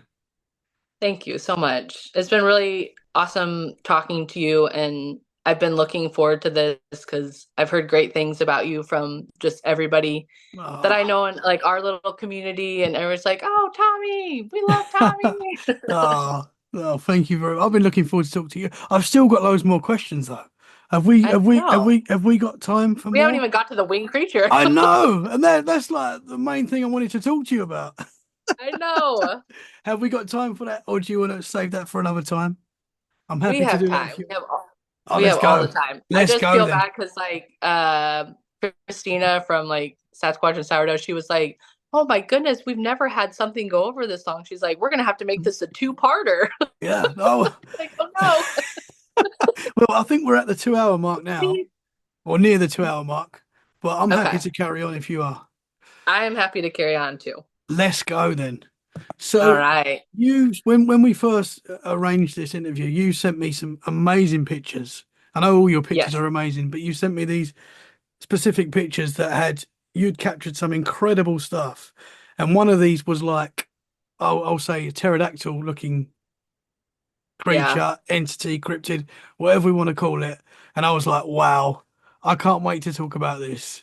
And I honest when I looked at it, I thought it was like a human-sized bat. That was hmm everyone says pterodactyl, but and I can see that with the conical head that it has when you zoom in on it. I can totally understand that. So to kind of start from the beginning, I've been going out to this park called Burr Oak Woods basically my whole life. It was in the town next to our town. And as I got older and I was a teenager, my oldest son, before I had him, me and his dad used to go out on walks out there. And we'd always go out on this one specific trail. I didn't even know this place really like existed, the limestone trail, until he showed me it. And we would walk on it all the time. And I love just going out there. And so unfortunately his dad is he's in a maximum security prison right now, but he and I love that place so much that when Xavier got old enough, I wanted to share those same memories with him. So it was like, this is a trail that me and your dad used to walk on all the time, when we were kids and teenagers, and just like sharing that with him and us just walking out there, it was really special for me. And he knows that I'm into all the kind of weird stuff. Well, about like a year and a half ago when I started this job, I make dentures now. I've worked many jobs, but now that I'm at this place where I can just put headphones in, everyone's like, "Oh, we listen to books or, we listen to podcasts." And I started getting on Tubi and just listening to any and every weird documentary you can imagine. Aliens, Sasquatch, just Mothman. I mean, just excited that 8 hours a day I could just sit and listen to all the weird stuff I wanted to. And I was so excited. So I was like, I could get paid to listen to all this stuff. I'm like, sign me up. I'm good. So I've been doing that for like a year and a half now, like I said, and just like knowing that I couldn't really get out and like do field research so much, but just gathering the knowledge for myself and sharing that knowledge by making reels on my Instagram has really made my page kind of take off. And I just love sharing documentaries that I watch with people or movies or anything like that. And so all these times we're going out on the trail, eventually I'm telling him, "Oh, I watched this documentary or I watched this documentary." And he got really into Sasquatch, and we had this whole thing where it would be, what would Sasquatch do? And that was our whole thing. We'd be out there walking on the trail and be like, "Whoa, what would Sasquatch do?" Or what if we did this, but what would Sasquatch do? And like that was our whole big thing. Well, this particular evening, me and my son were walking on this trail, and I told him, I said, if we don't get off this trail, like if we do any side quests, it's going to get dark. And we had never been out there when it was dark. And I was like, okay, I don't want us, side questing. Well, of course, we went down the creek and down the hill, and then we found a path. And, then we get back on the main trail and everything's fine. Well, I'm telling about Darcy had this documentary called Men in Black. And I was like, dude, I just watched this Men in Black documentary. It was so cool. And I'm telling him all about it. I'm telling him about how Dan Aykroyd had this, weird Men in Black experience when he tried to make this show about UFOs. And we're talking about it. And as we're talking about it, I'm realizing it is like pitch black out here. I'm like, oh my gosh, like I don't like this. Like this is not the vibe. Like even my son was like, it is different out here. Like it is not the vibe that it normally is. Well, we're continuing on this trail and we're talking about this. Well, the best way I can describe this is that it almost looked like this man literally spawned out of the ground. And how I describe it to people is it was so dark out, and because he was wearing all black, I think it just looked like he spawned out of the ground because he was walking towards us. But it just took a while for my eyes to adjust on this person, right? And I instantly just go, "Oh, thank God you're not Sasquatch." And my son goes, "Why would you say that?" I was like, "Well, I don't know. I was just happy it wasn't Sasquatch, you know?" And then in my head, I'm like, "It's pitch black out here. This guy's in all black. Like, why is he on the trail?" Like, I was really confused because the park was closing. This particular park, it closes at like 8, and like dogs aren't allowed. Only service dogs are allowed out there. I've done a lot of research, and I don't know. I won't bug with the research on the property, but there's a lot of crazy property history with like Civil War and the people who owned it and all kinds of stuff. But this gentleman approaches us and he's walking, and we're like literally like shoulder to shoulder. This trail's not very like wide, and when he's walking up towards us, I'm just like not really feeling like the best, but I'm like, whatever. And he walks by and he's bald, he's white, slim build, black shirt, black pants. Um, I thought maybe he had a headphone in, but I wasn't. That was just only my only excuse for him not acknowledging us. Normally on this trail, which I say normally because there could be instances where people don't interact with you, but this man did not nod his head. He didn't say. Most people will be like hello, or how's it going, or hi, just like little stuff like that. No, straightforward, doesn't even like acknowledge us, and is just like walking. Okay, whatever, it's fine. Got a weird vibe. I had picked up this really huge walking stick, and me and this little kid had this moment with like his parents, and they were like, "Yeah, we got our magic walking stick." And I was like, "I got my magic walking stick too." Always have my stick. I always find a really big stick to walk with. And so I had this huge walking stick and I'm walking, and my son just like gets this weird feeling, and he's like and like just wants to look back at this guy, and he turns around to look at the guy because he just doesn't have a really good feeling, because he's just like, why did that guy not say anything? And I said, I think he had a headphone in. I don't know. He just probably just didn't want to interact with us, Xavier. And we keep walking, he keeps walking. And my son said he gets like a pretty good distance away from us because he remembers. He was like, I remember thinking, how did he get that far away? But then he said, "Oh my God, Mom." And I said, "What?" And I'm just like walking forward. I didn't turn around. He goes, "He's turned around and he's coming towards us." And I was like, "What?" And I'm still just like walking forward. And as he says he's walking towards us, the guy goes, "Ugh," and like does this weird thing. And I was like, oh my God. My son goes, "Fuck this." And he starts running. He literally runs. He leaves me. Okay. He leaves me. And I'm like, don't freak out, don't freak out, don't freak out. Don't let this person know that they have like completely scared you so badly. Like, just don't freak out. And so I get to the end of the trail, I throw the stick, and in the moment, I'm like trying to be funny because I'm like severely traumatized. And my way of dealing with trauma is to be funny. And I walk up to my son and I said, "Oh my God, I forgot my keys." And I was like, "Oh no, I think they're on the trail." And I was like, "We got to go back." And he's like, "I'm not going back." And I was like, "I'm just kidding. Get in the car." I throw the stick and I get in the car, and we sit there for a while and we don't leave. And there's another car in the parking lot. And my son goes, "I swear to you, Mom, there was a lady sitting in that car." Because there was a bunch of cars sitting out, and like people were sitting in their cars. When we got there, it was daylight. And the parking lot was full. But this particular car, he swears that there was a lady sitting in it, because there was a car sitting next to us with some kids in it, and then there was that car that was kind of like catty corner to us. But I don't want to say we argued about it, but I just kept like telling him like it has to be that guy's car, like it just has to be. Like it was that this particular trail, the Limestone Trail and the Hickory Groves Trail, is at the very end of this park, and it's a dead end.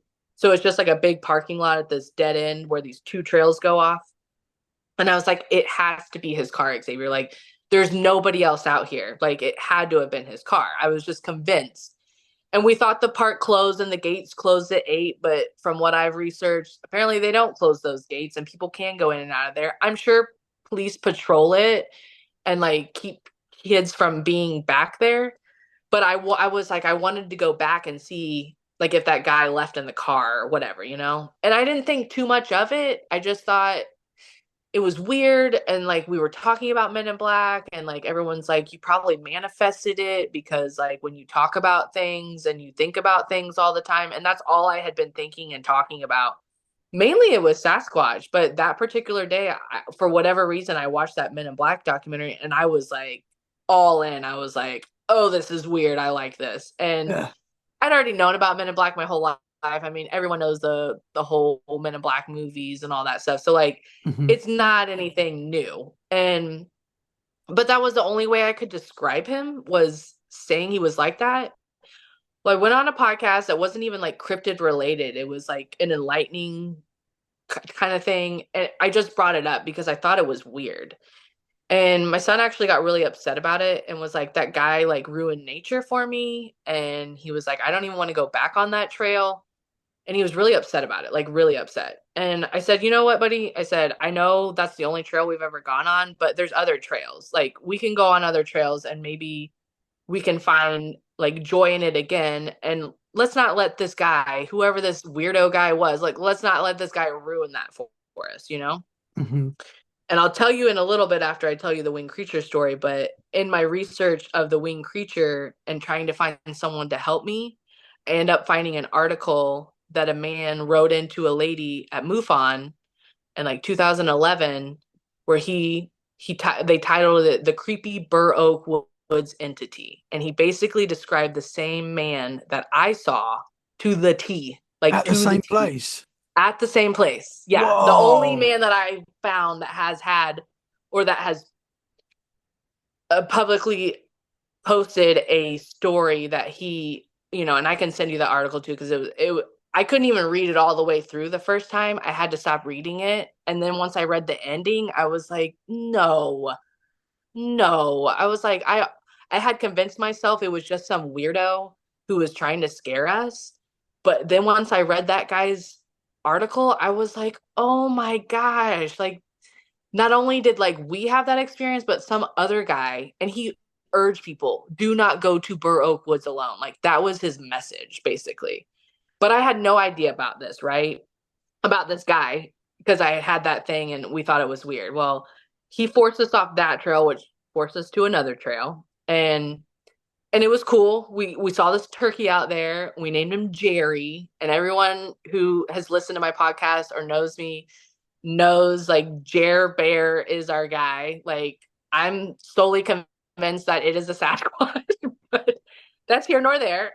So Jerry was out there, and we had this whole thing with Jerry, and it was our first time like seeing like a turkey out there, so we were really excited. And so my son's like, we got to take the girls. I have 4 kids. We got to take the girls and my youngest Timothy out there. He's 4, and Aaliyah's noticed this too, but like my youngest always knows when like Sasquatch is near. He will always tell us, no, no, no, I don't want to go down that trail. Sasquatch, Sasquatch.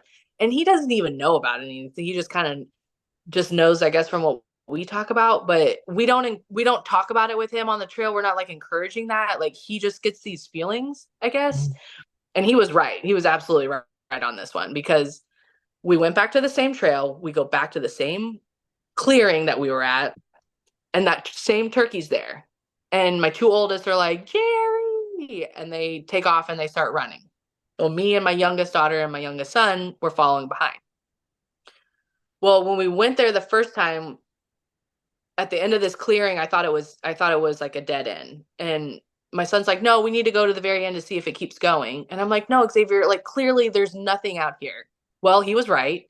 If you get all the way down to the end of this clearing, there's a path, but it was so like overgrown, and like you could tell people didn't go down there very often. Like it was just like not taken care of, but it was still a pathway. So like we could still see that we could go down there. So we didn't go much further down there. There was like spider webs, I think, when we went, and now we use our spider stick. We get a stick for spider webs because we go to places people don't normally go, and so there's always spider webs. But um, when I went with the kids, like all those kids, all my kids, they start going down that trail, and my two oldest were running, and this bee comes out of like nowhere and scares them, and they start running back towards us. They're like, a bee, oh my gosh, a bee, we're done with this trail. And like we had already walked quite a ways, and so I'm like, okay, however far we walk, we have to walk back. And with my 4-year-old, I'm always like encouraging that we don't walk us super far because he's going to get really tired compared to us. And so I was like, okay, I was trying to be supportive, and I was like, all right, let's go back. It's going to take us a while to walk back. Well, right before we get to the clearing, there's like these 5 bushes. And when they come back to us, we're all standing there together and they're telling us about the bee. We hear this monkey. And my 8-year-old goes, that was a monkey. And I looked down at her and I was like, yeah, that was a monkey. And I was like, what the heck? And then after we hear the monkey sound, we hear this creaking door, just this creaking door open. Sounds like a trap metal door is like opening.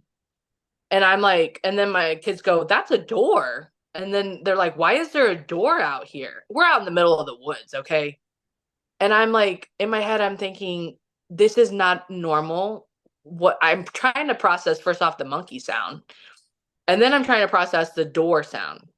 Okay, so then we walk just a little bit, and I start interacting with the monkey sound. And I would make the sound, and then it would make the sound back at me. And then I would do it again, and then it would make it back at me. And then the creaking door kept opening and closing, almost like something was coming in and out of it, or the monkey was closed. I don't know what it was, but I just remember my son going, get your phone out and start recording. And in that moment, I was just so enthralled of like, I couldn't see it. Like we could see in the bushes, but we couldn't see it, but we could hear it. It was walking, but we couldn't physically see it. Okay. And so when I get my phone out, of course, it stops. Now, just the other day, we saw all these turkey again. We got so close. I need to post it on my story so you can see it. We got so close to these turkey, like literally like a foot away from these turkey. It was insane. It was almost like they weren't even scared of us. And they run out. We didn't chase them, but we kept walking and bothering them. Okay. And they get off into these trees. Okay. And when they get out in the trees, it's like 6 o'clock. So owls could be waking up. But these turkey go off into the bushes and we hear this hoo hoo. And so I do it back. And I was like, dude, I've been hearing like Sasquatch and like owls and like something's weird with this whole thing. And so I said, watch this. And I just said, hoo hoo. And it did it back at me. And we do it like twice. Go to get my phone out. Of course it stopped. And my son's like, dude, every time you do that, it stops. And I'm like, I'm not trying to say it was Sasquatch or it was those turkeys, but that owl was talking to me, man. And I don't know if it stopped talking to me because it realized I wasn't actually an owl. It probably could have been that. But so we just had like weird experiences like that. Well, when we left the air, it took me a long time to leave those bushes because I can send you this too, but we're just making monkey sounds at this bush, like me and my kids on this video because I kept trying to get it to do it. I was like, come on, like you've been sitting here doing it for like 2 minutes. Like, why is it stopping now? I just couldn't understand it. And I didn't want to leave. Like it was so hard. I don't even know how to describe it to people, but like when you have a moment where you literally mentally you cannot process what just happened to you, I didn't want to leave. I almost was like in tears, not because I was sad. I had just had this like crazy unexplainable experience and I didn't want to leave the area. Like I just didn't want to leave, okay? Mhm. And then when we finally do leave, and it was like I said, it was so hard to walk away from that because I was just like, what was that? Like the monkey sound alone was crazy, but then like the creaking door, I was really disturbed by that. I just couldn't understand that part of it. When you hear it for yourself, you can't even process like it's like I don't know, it's like being underwater and you hear a train. Like it's not even like something that's physically possible, but it happened. Mhm. So we walk away And my oldest son, who's 13, he said, I don't even know how to say this. And I say, and I'm like, what? And he goes, it's like they're implanting thoughts in my head. And I said, who's implanting thoughts in your head? And he said, whatever was back there in those bushes. And he said, they're telling me, we're so glad that you came here, Alex. And my son does not call me by my name. Like I told you, most people don't even call me by my name. He definitely doesn't call me by my name. So he was relaying to me whatever they were saying. And it was just like and he didn't know that, but I had just started to hear that like they could mind speak, Hmm. and that some lady was upset because some guy told a bunch of people at a conference that they could mind speak, and she was like, apologizing to the Sasquatch, like, I'm so sorry if you have all these horrible thoughts that people are going to be telling, because it's just random people out here trying to talk to Sasquatch. I'm not trying to say I was trying to talk to them, but I just thought, well, that's an interesting concept. Like everyone says they're evil and they're bad. And what if they're not all evil? What if they're not all bad? What if some of them are mixed up in that whole thing? And, just like people, some people are good, some people are bad. Hmm. So he didn't know that I had been like actively like trying to like make a peace with them or whatever. And I didn't even think that they were out there. Like I really didn't. I wasn't even thinking that they were at that park. And so when he's saying this, I just said, well, I know you don't know, but they're mind speaking to you. And he said he had a horrible headache and he was like extremely tired when he got home. Like he had just told me that just recently, like probably within the last 2 weeks, because I told him I was telling them about that. And I even asked my daughters, like, do you remember hearing the monkeys? And they're like, yeah, that was weird. Like, yeah, that was weird. Did they sound like chimpanzees? Was it that sort of sound, or was it Yes, yes. interesting? And my son had, before I had been into the whole Sasquatch thing, he had went camping with a friend one time. Hmm. And the best way that he described it to me was they were out up in the woods, like probably where they shouldn't have been, but they were exploring in the dark. He swears that they saw one, and I now believe more of his story, but at that time I wasn't really super into it. But he said, I was playing him. I said, oh man, you got to hear these Sierra sounds. You got to hear these sounds that this guy recorded. And I'm playing it for him, and he said, oh my god, mom. He goes, that's what I heard with that kid that one time. And I said, what? And he goes, the only way that me and my friend could describe it, he said, there's like this samurai thing in Fortnite or something like that. There's like a character in Fortnite that's like a samurai or whatever, but he said they like they talk like that, and he goes, Yeah. that's what it sounded like. He said that's what the Sasquatch sounded like when we were at that lake. And as I'm playing it for him, he like you could see the light bulb like go off in his head. He was just like, I've Wow. heard that. And like that was before we even heard but ours sounded like, didn't sound like the ninja, samurai Hmm. type. It sounded like a chimpanzee, like a monkey. Like that's the way I've described it to people on podcasts that I've been on, like children, when you show a picture of a cat and a dog and a bird, when you tell them what's a cat sound like, what's a dog sound like, what's a monkey sound like, they know those things. And Yeah. instantly my 8-year-old just looked at me and was like, that's a monkey. And I'm like, holy shit, you're right, that is a Wow. monkey. And it was within like a foot or two in front of us, the sound was. Yeah. We couldn't physically see it, Have you so have that you was like, heard the theory of the gates, the metal gates opening and shutting? A lot of people describe hearing that in the forest where there's no gates, and that is possibly, some people think that that is possibly a portal opening. Have you heard that? that's okay. That's a good way to describe it. Like a metal gate. Yeah. Like a rusty, like it was just like, Yeah. like it's hard for me to make the sound. I probably sound like an idiot, but But a lot of it people was describe hearing that in places where there's no gates. And correct. a theory is that these are portal. That is how it sounds, possibly. Like where we're at, and people have mentioned this, like it's it's called the Bethany Limestone Trail. Like it is nothing but limestone out there. And I've done severe research, and in my hearing the monkey sounds, finding the the footprint, which we're about to get to, I found that there's a gentleman who in the 90s purchased a 180-acre limestone quarry that is directly connected and next to Burr Oak Woods. It is privately owned and is now a science and technology lab. Interesting.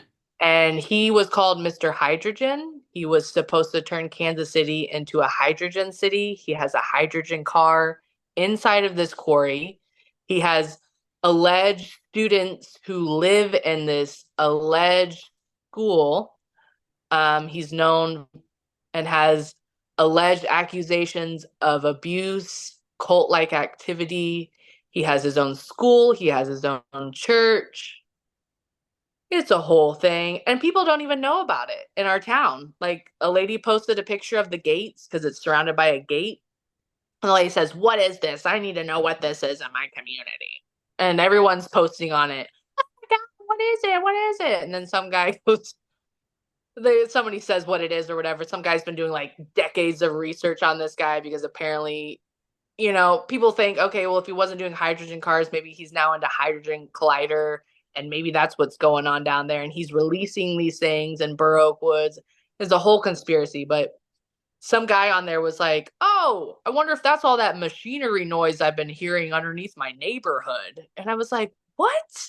I'm like, okay, first off, how big is this quarry now?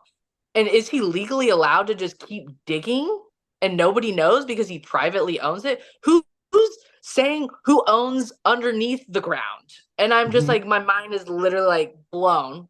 And then like Drewski from Cryptids of the Warfare, he was like Yes. telling me about these places that like make these things and then they like release them into the parks. And I was like, he's like, there's got to be multiple exits to that quarry because like I can see where you can enter it, but there's got to be it goes underneath this highway that connects with Burr Oak Woods. So like my first thought was, okay, maybe he has something to do with this. Maybe that's why the park closes at 8. Maybe they're releasing these things at nighttime and they're just letting them wander around out there and do their little thing. And then, come 7 o'clock in the morning, everybody back to their holes. Like, I don't Yeah. know, but it's just made me like think so much. But so we had that experience and it wasn't a bad experience. It was just, well, there's multiple places and trails, and once we realized that we should like explore all of them, the next incident that we had was Mother's Day. And if anyone who knows me or has listened to my stuff, like I live out at this park. It is like 10 minutes from my house. I'm realizing how lucky I am that I live so close to such a special place. I had like a paranormal lady come out there. She was so sweet, so kind, an older lady. She's a biologist. She was completely like just enthralled in my evidence. She just thought it was amazing. She said it took her a long time to get to the like paranormal aspect of Bigfoot.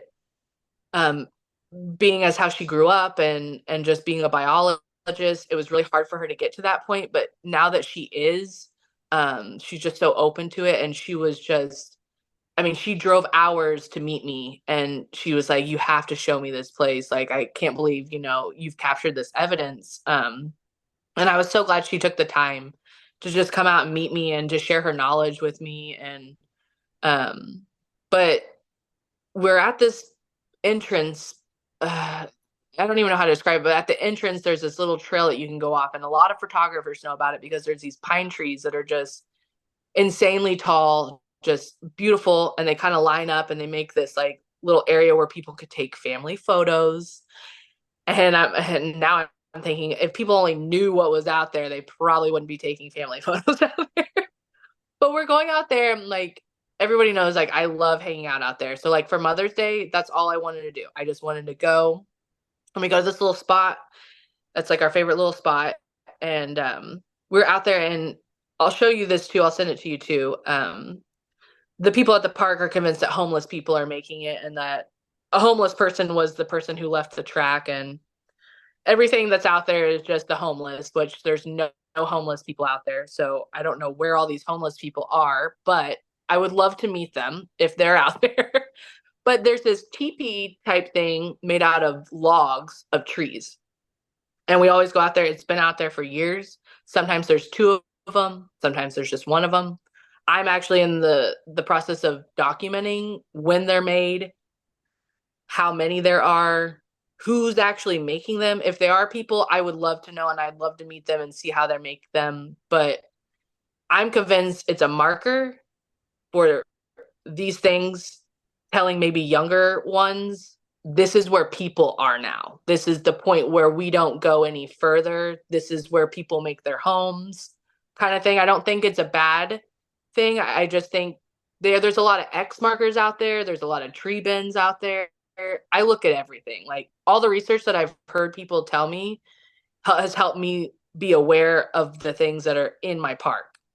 And the X markers are really, really defiant. And there's some people that say that that's them saying, this is a good place to be, or this is like, you're like kind of like a welcome sign almost. Like you're welcome to come here. Some people think it's markers for them to like track, because if they're in the inner earth and then they come up top, it's like showing them where to go or places that they could be, or like almost like a map, like a Mhm. treasure map kind of thing. It's kind of how I look at it. But there's all these things out there. Well, the kids love the little teepee thing that this makes. It's not one that people could sleep in. That's why I'm like, the lady's like, oh, it's probably just the homeless. I'm like, you can't even get inside of it. It's just like this teepee thing. I don't know how to explain it, but my kids loved it to the point where when we were out there on Mother's Day, they made their own. And my daughter Aria had made one and she wanted me to take a picture of it. And so I take a picture of her standing next to her little teepee. And I didn't know it at the time, but she had broke up a bunch of little sticks, and she had taken the sticks and she had spelled the word Bigfoot, and it was in the dirt. So that's why I didn't see it when I was just focused on her teepee, that I didn't even know she had made the little sign that said Bigfoot.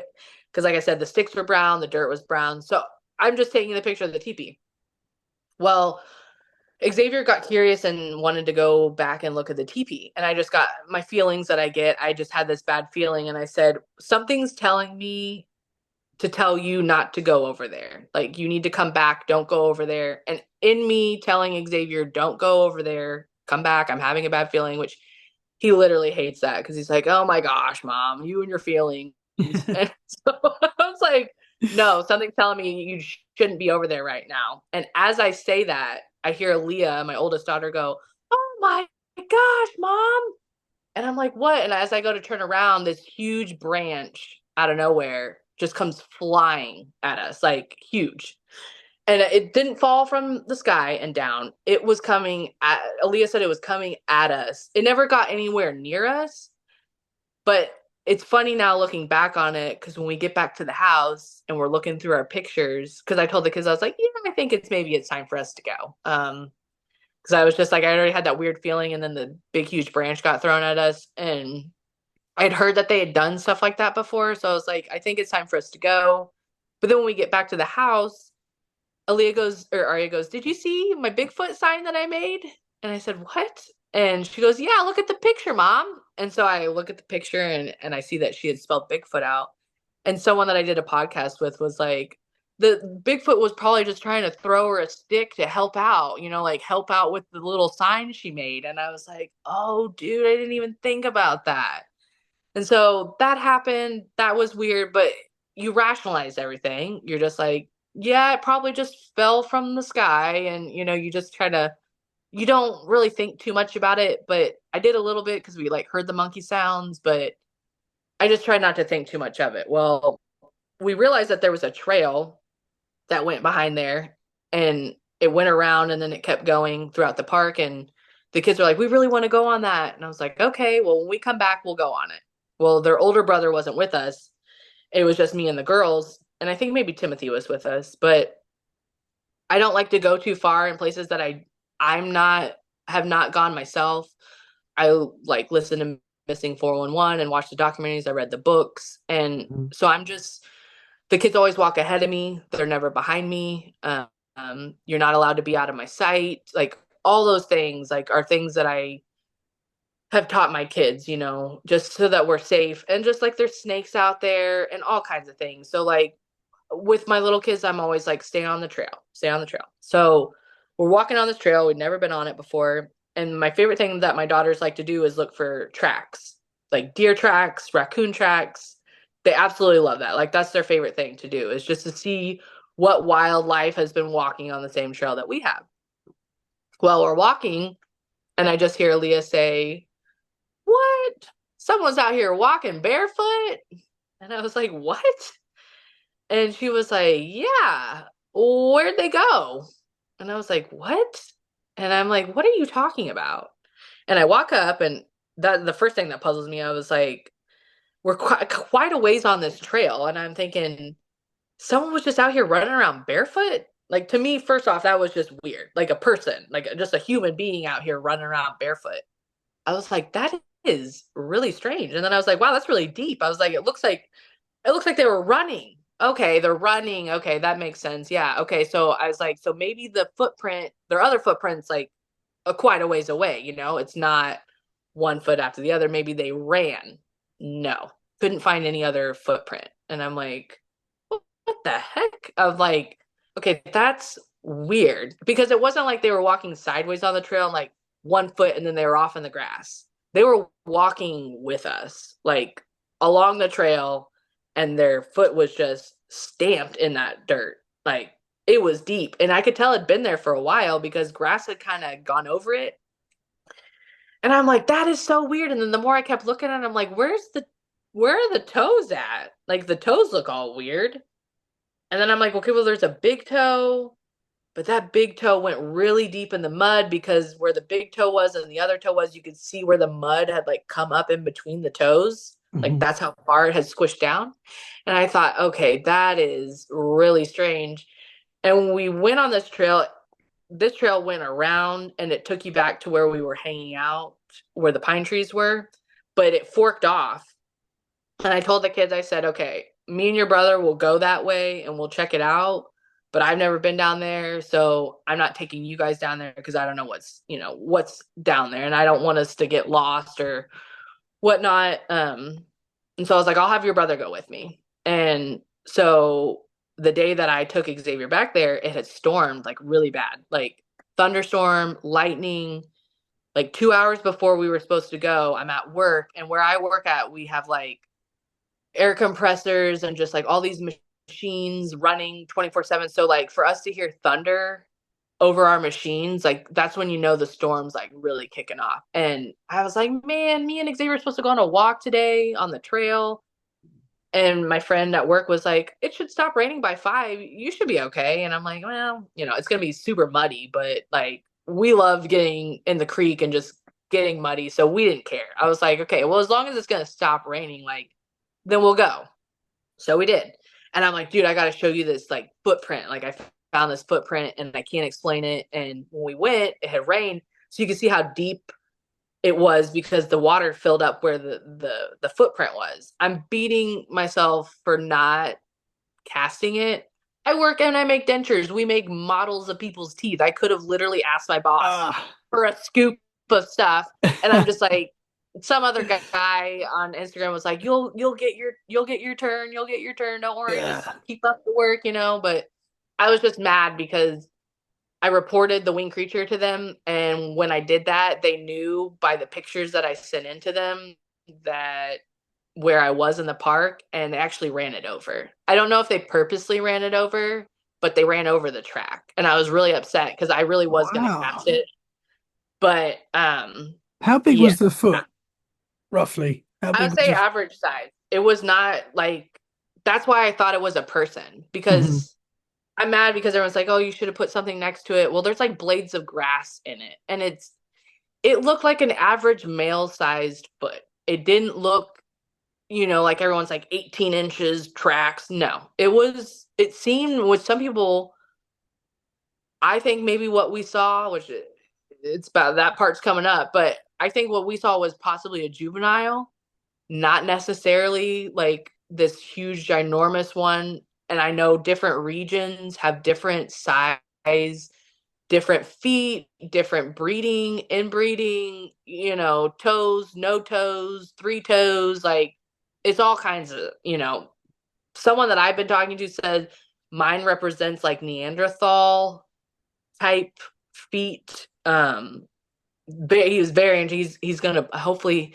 He said he was gonna post it on his page. I just want him to post it because he has a lot of people who follow him, and I want to see if anyone else has a similar track and what type of creatures they've been seeing in their area. Like that's my main goal of like reaching out to people is Hmm. to just see if anyone's seen anything similar. Well, so like I said, this track really intrigued me, and I told my son like, we got to know what's beyond this. Like, you have to come with me, and we got to see. Like, we heard the monkey sounds. I'm like, something is out here, and I don't know what it is, but we're gonna find it. So we go to the fork, show them the track, and we keep going. Well, there's these two trees, and there's this big, huge grass open area. And when we're walking, I have been like observing impressions in the grass. And the paranormal lady, she was with Flint Paranormal, super, super sweet lady. She saw the circle impressions in the grass that I was talking about. It almost looked like, say, if it was like a ball of light or like an orb, like people would say, it almost looked like something like came down and like all the grass was just like whoosh, and it just makes like this perfect circle impression. And I had been seeing those throughout on the limestone trail mainly. So I was always looking for grass impressions. And people want to say, oh, deer made that. That's what deer do. They roll around and they make snow angels. That's literally what the lady at the nature center told me. I'm like, well, if it isn't the homeless, then I guess it's the deer, right? So they're no help, by the way. They have been zero help for me. But so I see this huge impression in the grass. And to me, it looked like a snow angel. It looked like someone had laid down and had made a snow angel. And there was puncture holes in the ground. I didn't notice that till later when someone's like, we think it might be that winged creature.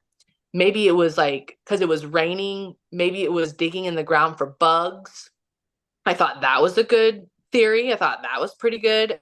Um, but I'm my son had already walked into the grass and he's trying to figure out how this impression's made. Well, the best way I can describe it is I went to go step on it, and I had been listening to like crop circle documentaries, and this lady said sometimes when they're inside the crop circles, like they have a good feeling, and then sometimes like geometrically they can figure like numbers or something, and like odd numbers are bad and good numbers or even numbers are good, or it's something like that. And she's Hmm. describing this. Well, as soon as I step on this impression, I instantly in my gut something said, you shouldn't have done that. That wasn't a good idea. You shouldn't be standing on this. But I was already standing on it. So I was like, well, I'm already here. So I tried to stand at what I thought was like the feet. And I tried to hold my camera up as high as I could and take a picture of it. I wish I would have had a drone. But I was just intrigued by this. What I like, if I were to have laid down on it, it would have been about my size if I had pretty huge bat wings, basically, is what it looked like. Okay. I didn't like. I actually wanted to because I wanted to see how big it was. But once I like stepped on it, I was like, ew. I was like, I don't like this. This is not good. I wasn't supposed to do that. But I just was like, whatever. So then we walk out of the grass and we're standing there, and I'm standing in front of this big, huge area of grass that was all standing up except for that impression area. My theory is I think it was maybe in the tree. And when me and my son came, I don't think it thought anybody was going to be out there. It had been storming. And I'm not trying to say that the bird knew that people weren't out there, but or whatever it is. And I think maybe it came out of the tree and it went down on the ground, and maybe it was on the ground. And then when it heard us coming, maybe it flew off into the trees and it waited to see if we were going to leave. Well, I stood there and I was taking pictures of this field. Okay. And my son is behind me. And like I said, we hadn't been on that trail. And he goes, oh, look, there's a sign. It says the trail keeps going this way. And he's like, come on, mom, quit with your pictures. You're ruining the nature trail, the nature walk. And I'm like, okay, just let me take pictures. And so I'm always taking pictures. I'm just a photographer. Like, that's what I do. It's just Yeah. something I enjoy. So I take one and I take two. And he's like, come on, let's go. And I think when he said that, this thing was like, these people are not going away. And it flew from behind my head and it goes up and over. And I mean, these flaps that this thing is doing is just absolutely insane. Like, it's so fast and it's huge, and it just goes over, and I don't see it physically with my eyes. And that's why everyone's would say, oh, it was a bug and it was just super close to you. No, if you actually look and analyze it, where I'm standing at, which I know that's really hard for people to understand, like the perspective, but where I was standing at and where it flies off to and over that tree line, Hmm. just me running over there, it would have taken me forever to get there. And in 2 seconds of that live photo that I took, I captured it flying away from us. Okay. Whoa. I don't even know that I've captured it, right? I just click, click. Oh, look at this pretty field. Click, click, And then my son's like, let's go. You're ruining the nature walk.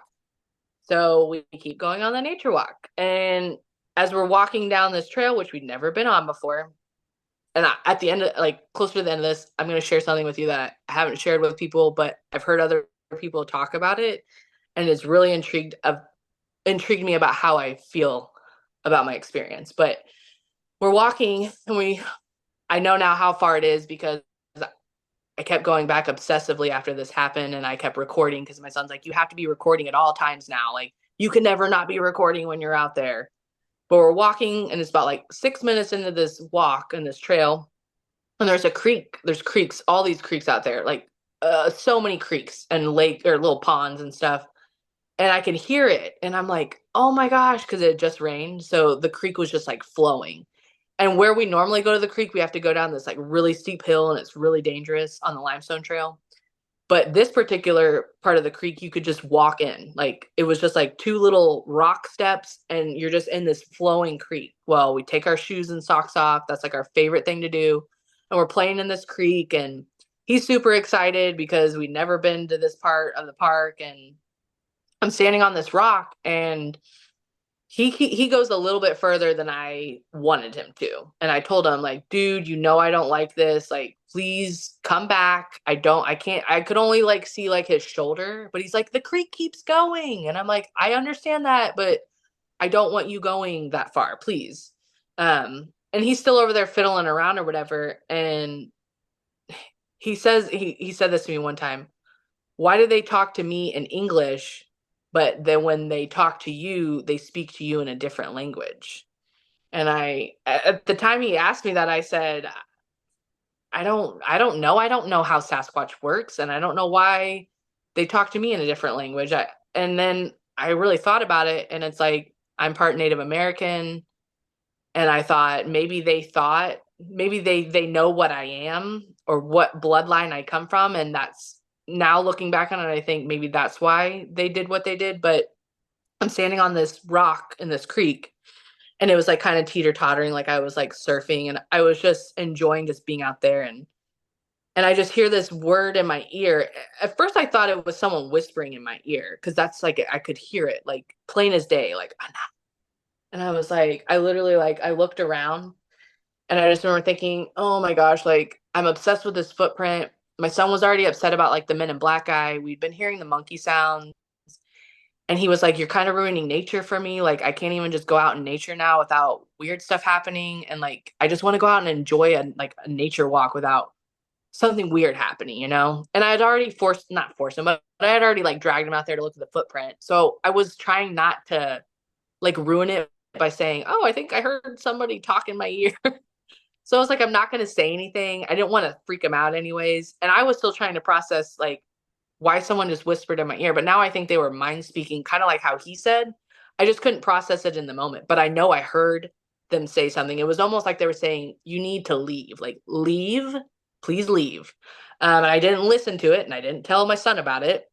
So I'm like, okay, let's get our socks and shoes on, whatever. And let's see where this trail goes. And we kept going, go for a little bit. And the only way I could even show the lady at the paranormal group where this incident happened was there was a tree bend, and the tree bend was going towards the creek. Like, it was almost like a marker, like saying like, creek this way. And we're walking, and just literally out of nowhere. I mean, okay, no, back up. Sorry. Wasn't out of nowhere. We saw a bunch of turkey. Okay. And I told you we had this like weird thing with the turkey. There was like 5 turkey. And we'd always just seen Jerry by himself. And this is right before this happens. And Xavier goes, "Oh my gosh, Mom, Jerry, he has a family." And I was like, "What?" He's like, "He's got a wife and kids." And we're like super pumped that we saw this turkey and like all his little turkey family or whatever. And I'm recording this. And I'm like, "Go." We're like, "Go, Jerry." We're like really pumping Jerry up and super excited that he has a family. We don't even know these turkey and we're like rooting for them. But so I hit stop on the record and we keep walking, and they were like trying to get away from us. Like these turkey, it always seems like they're trying to get away from us, but they were running away from us. And then I said, "Okay, well, let's keep going." And we turn around to go and walk. And as soon as we turn around and go and walk, we're instantly like frozen, paralyzed. I'm standing there and there's this huge black hairy thing standing in front of us. My son says it was brown. I said it was black. It all happened so fast that I don't even really remember like super detail, but the only way I could describe it was the Moser or whatever from Looney Tunes, the big red hairy guy. That's kind of what he looked like big head. And later I find in my like research that like Momo, the Missouri Monster, that's how people describe him, as having a pumpkin head, like a pumpkin head and like big shoulders and like a smaller type body. That's exactly what this thing looked like. And we're standing there, and it was almost like it was telling us like, "Please stop. Like, I've given you literally every single sign to stop coming this way and you're not listening. So I'm going to show myself to you." But I also think we scared it because I don't know if it thought we could see it, because we're standing there frozen. Okay. We're frozen, paralyzed. I'm like freaking out.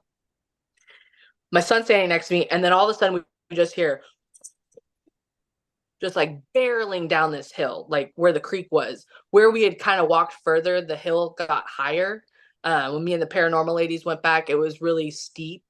So like whatever this thing was, like barreled through all this brush and then all of a sudden it was just silence, no other sound. And we're standing there. We didn't hear it go into the creek. We didn't hear it running down the creek. We didn't hear it running up the hill. It just stopped. The sound just ended. And it was like a freight train was literally barreling through these trees and brush. And I literally stopped and I say, "What the fuck was that?" And my son just starts laughing because he's so nervous. And he was like, "Oh my God." He was like, "I don't even know what that was. What was that?" And he's like, "We got to figure out what's at the end of this trail." And I was like, "Are you freaking nuts, dude?" I was like, "I'm not going any further. Are you kidding me? Like, what? I don't even know what that was." Like, I was freaking out. And he's like, "No, we have to go." So I'm like, "You know what? Fine. I'll keep going because I'm not trying to ruin this for you because I don't even know literally what just happened." But I was recording the whole time because I was thinking black bear. I was thinking panther. I was thinking anything that was big and black because it was standing up, but then it went down. Like, I don't know if it just like, it almost looked like it went down on all four, but it didn't. It was like, it was like standing up and then it was like, "Oh no." And then it just like ran down the hill, like almost like it was just like trying to like, like get away. And it was almost like we scared it. Yeah. And and then I was like, "I'm so glad that you're here, like that we had this experience." And we get down to the end of this trail and we find this like nest. It was like almost like a deer blind, and it was woven together. Like it looked like someone was like inside, like someone could get inside and like view things.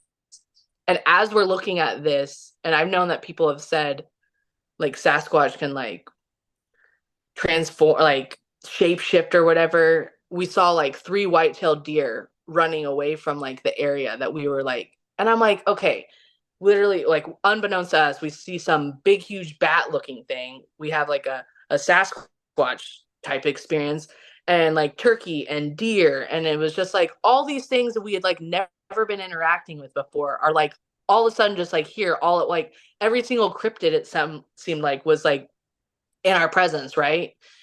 And I was just like, there is no way. Like, I was so glad that he was with me because, like, he was with me with the Men in Black experience.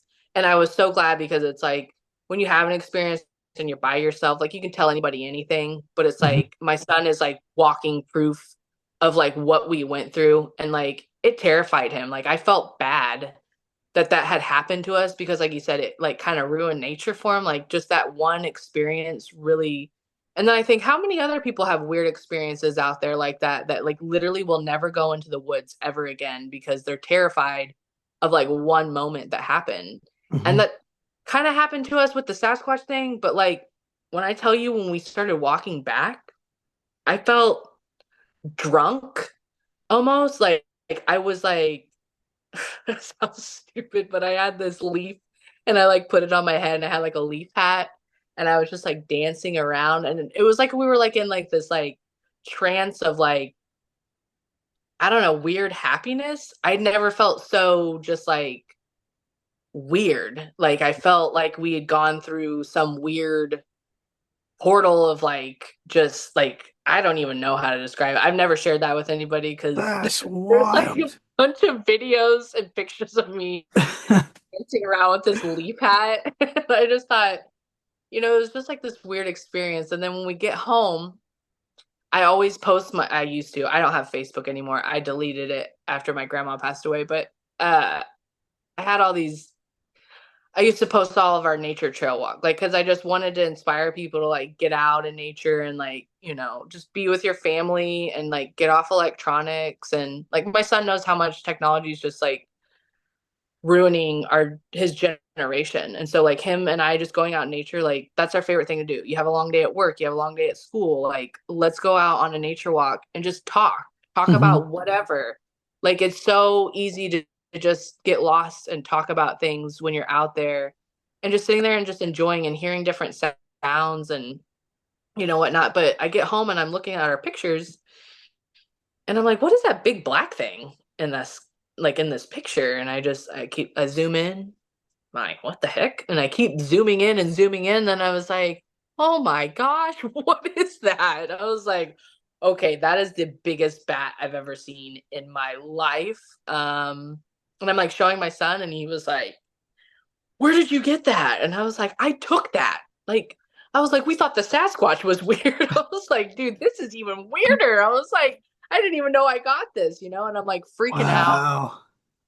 I called the park. Well, I called the park about the monkey and the creaking door sound, Hmm. and they tried to tell me that it was birds, that birds can make many sounds, and that it was probably one bird that sounded like a creaking door and another bird that sounded like a monkey, and they were talking to each other. And I was like, I could see maybe a bird sounding like a monkey, but I was like, they already thought I was weird. So then when I emailed them the pictures of the bat looking thing, they were terrified, I'm pretty sure, because the lady goes, well, as large as the creature is, the best guess I could come up with is a turkey vulture. And I was like, ma'am, no, no. I know what turkey vultures look like. I was like, I'd be more than happy to bring in my photos and show you the live photo. And then the director guy was like, oh, well, sure. Yeah, we'll take a look at it. But at that point, I was like, they don't believe me on any of this stuff. So Hmm. it was really kind of no point. Well, and like all my research and me finding out about the property, and like the man, his name was Morgan Walker. He owned the property like Civil War times, and he owned like 2,000 acres out there. It's like a really long story, but and me like connecting with a lady who worked there, who was like a volunteer there. It's like a long story, but they have this man's tombstone in their nature center. Okay. And it just sounds weird to begin with, because people were going around and destroying family cemeteries in Blue Springs. And I'm pretty sure they were destroying it so that they can acquire the property, and destroying those cemeteries helped them acquire those properties. Everyone says it was teenagers, but I don't think it was teenagers smoking weed and bashing up tombstones. But this couple stole the tombstone, okay? Not even related to the guy, stole the tombstone, admitted that they stole it, and gave it to the nature center to preserve history, which I was glad that they did, right? But I'm sitting here going, okay, you're going to sit here and tell me that you're here to preserve nature and not preserve history, but yet you have this man's tombstone in the bird watching part of your nature center. Okay. So I get really interested in it. This lady's trying to make this brochure for the park so that people who work there, if anyone asks questions, they would have some sort of answers to give people. Okay. So I get in contact with her and we're talking about it. And I'm telling about the footprint. And then I show them, I'm like, yeah, I'm the lady that showed you guys the bat creature. And the lady goes, oh, oh, I didn't even know what to say. So I just said turkey vulture. And I was like, oh, it was you that said that. Oh, that's interesting. And I said, well, what do you think about this footprint? And she's like, oh, it's probably just the homeless. I said, well, what do you think about this? Oh, just the homeless. And I'm like, where are all these homeless people at? Because I don't see a single one of them out there. Yeah. But if that's what you want to say, that's what you want to say, whatever. Well, I called the lady and I said, hey, I posted on the community awareness page and I have all these descendants of this man who don't even know that their great great grandfather's tombstone is in your nature center. And so I'm talking to this lady and I'm like, can you have this lady call me back? Surprise, surprise. The main head guy of Baroque's actually calls me personally. Oh, I heard that you are interested in this. What are you doing with this? And then I'm like saying all these things to him, and he goes, all out of all of it, all I get is we preserve nature. We do not preserve history. And he just kept saying that over and over and over. And I said, well, whatever this weird bat looking thing is that I found, is there anyone that's up higher than you guys that you can, like direct me to?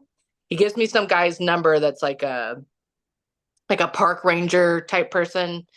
Never calls me back. I left him voicemails. He would never call me back. So it was like a dead end for me. And so then the paranormal lady was like, you should get a hold of this lady with MUFON. And she's in your area and she's like an expert. And I tried contacting her, couldn't get a hold of her, couldn't get a hold of her. She wouldn't respond to any of my means of communication to her. So I Google her name. And when I Google her name, that's when I find that article. And she was the one that posted it, the man that said the creepy Baroque was entity, right? And then I finally get a hold of her. And this is the weird part. And this is like, it puzzles everybody. She gets my evidence, okay? She tells me she's super interested in it. Oh my gosh, great evidence, yada, yada, yada. Then she ghosts me and she's not spoken to me since. And I'm just like, what did you do with my stuff? Like, who did you show my stuff to? Why did you not contact me back?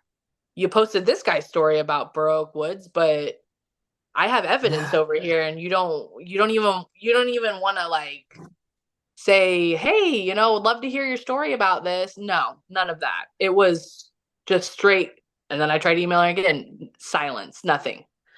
So people are thinking maybe, and I would never tell anybody's names, but there's a lot of people that I know that are high up who are researchers who are convinced that these people who are with MUFON are just nothing but collectors and that's all they're doing. They're not Mhm. helping anybody. They're just collecting them for someone else. And it's not, Interesting. to see what's out there. They put these people in these positions.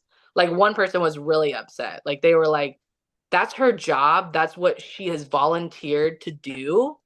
And she is not upholding her end of the deal by helping these people or getting further information from them to further their investigation. And Yeah. they were like really disappointed, honestly. And I was too, because I was like, this is the lady that's going to help me. Like, I was like excited. She'd posted about a Mothman in Independence and all kinds of different winged creatures. And I'm like, this is the lady I need to speak to. No, nothing. So then I just end That's up so finding, weird. yeah, finding my community on Instagram, which to anyone who's helped me or anyone who's taken the time to like speak with me and look at my evidence and like tell me their thoughts, like you have no idea like how appreciative I am because as as just an experiencer trying to process my experience, I'm also a researcher and it's not even by I don't even want to say it wasn't by choice, but like it happened to me and then it led Mhm. me on to like just wanting to find more, to learn more about the park, learn more about the history of the park. Now I'm finding out like ley lines and like the limestone, like it's so much is out here that people are experiencing. Mhm. And it's just like So when I found the one winged creature like out at that park, I thought, okay, have I ever taken anything with my live photos that I didn't even know I did? And I went back like a couple months on all my live photos, and I honestly think the long winged creature is even scarier than the bat looking creature, because the long winged creature is so abnormally not proportioned, and Hmm. it's extremely fast. Like, I don't know if you saw the picture that I sent you where its wings are together, Hmm. but like there's a shot where it's just the wings are completely together and it's just a circle on top. Like, it almost looks like that there's like a cryptid where it's just like long arms in a circle. I don't know what that one's called, but I think you Yeah. probably know what I'm talking about. Hmm. That's really what it reminded me of. And I was just taking a picture of the cornfield and the clouds. I was going to see my grandma. She has dementia. And it was just really sad where she was at. She's in a way better place now, but where she was staying at was pretty far away from where we lived.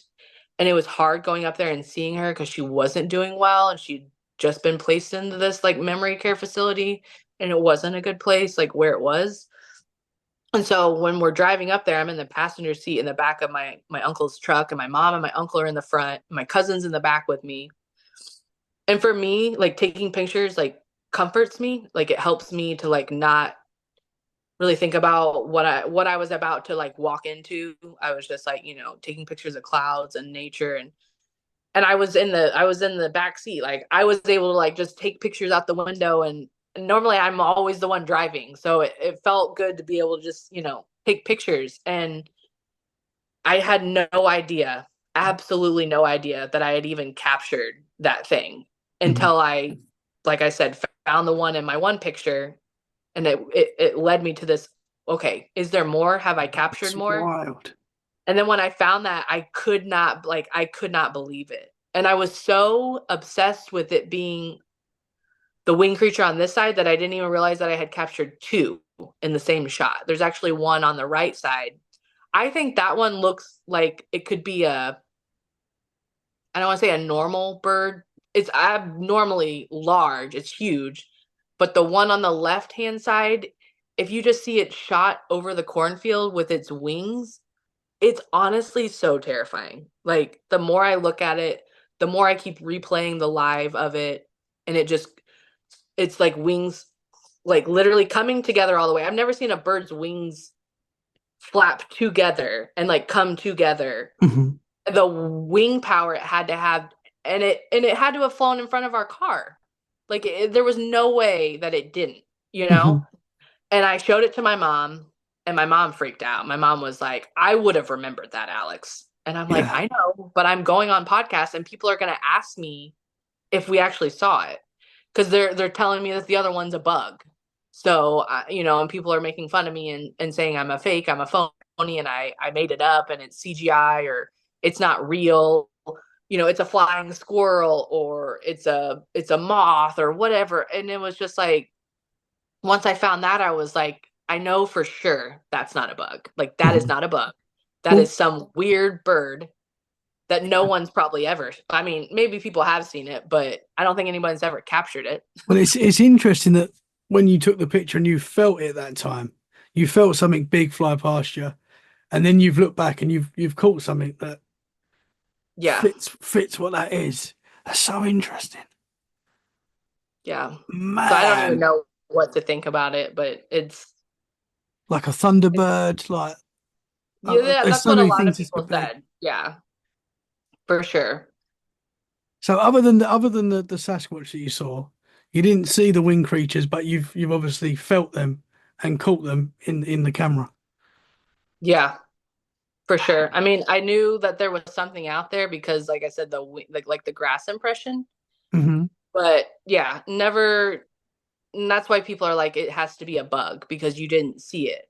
But it's like, how many people are out there that tell their stories who have absolute zero evidence, Hmm. and you believe their stories? You believe that they saw a Mothman in a tree, and it stared into their eyes, and they're traumatized forever. I think I'm actually lucky I didn't actually see it because I probably would be traumatized. I Yeah. mean, say that it But was this something like that.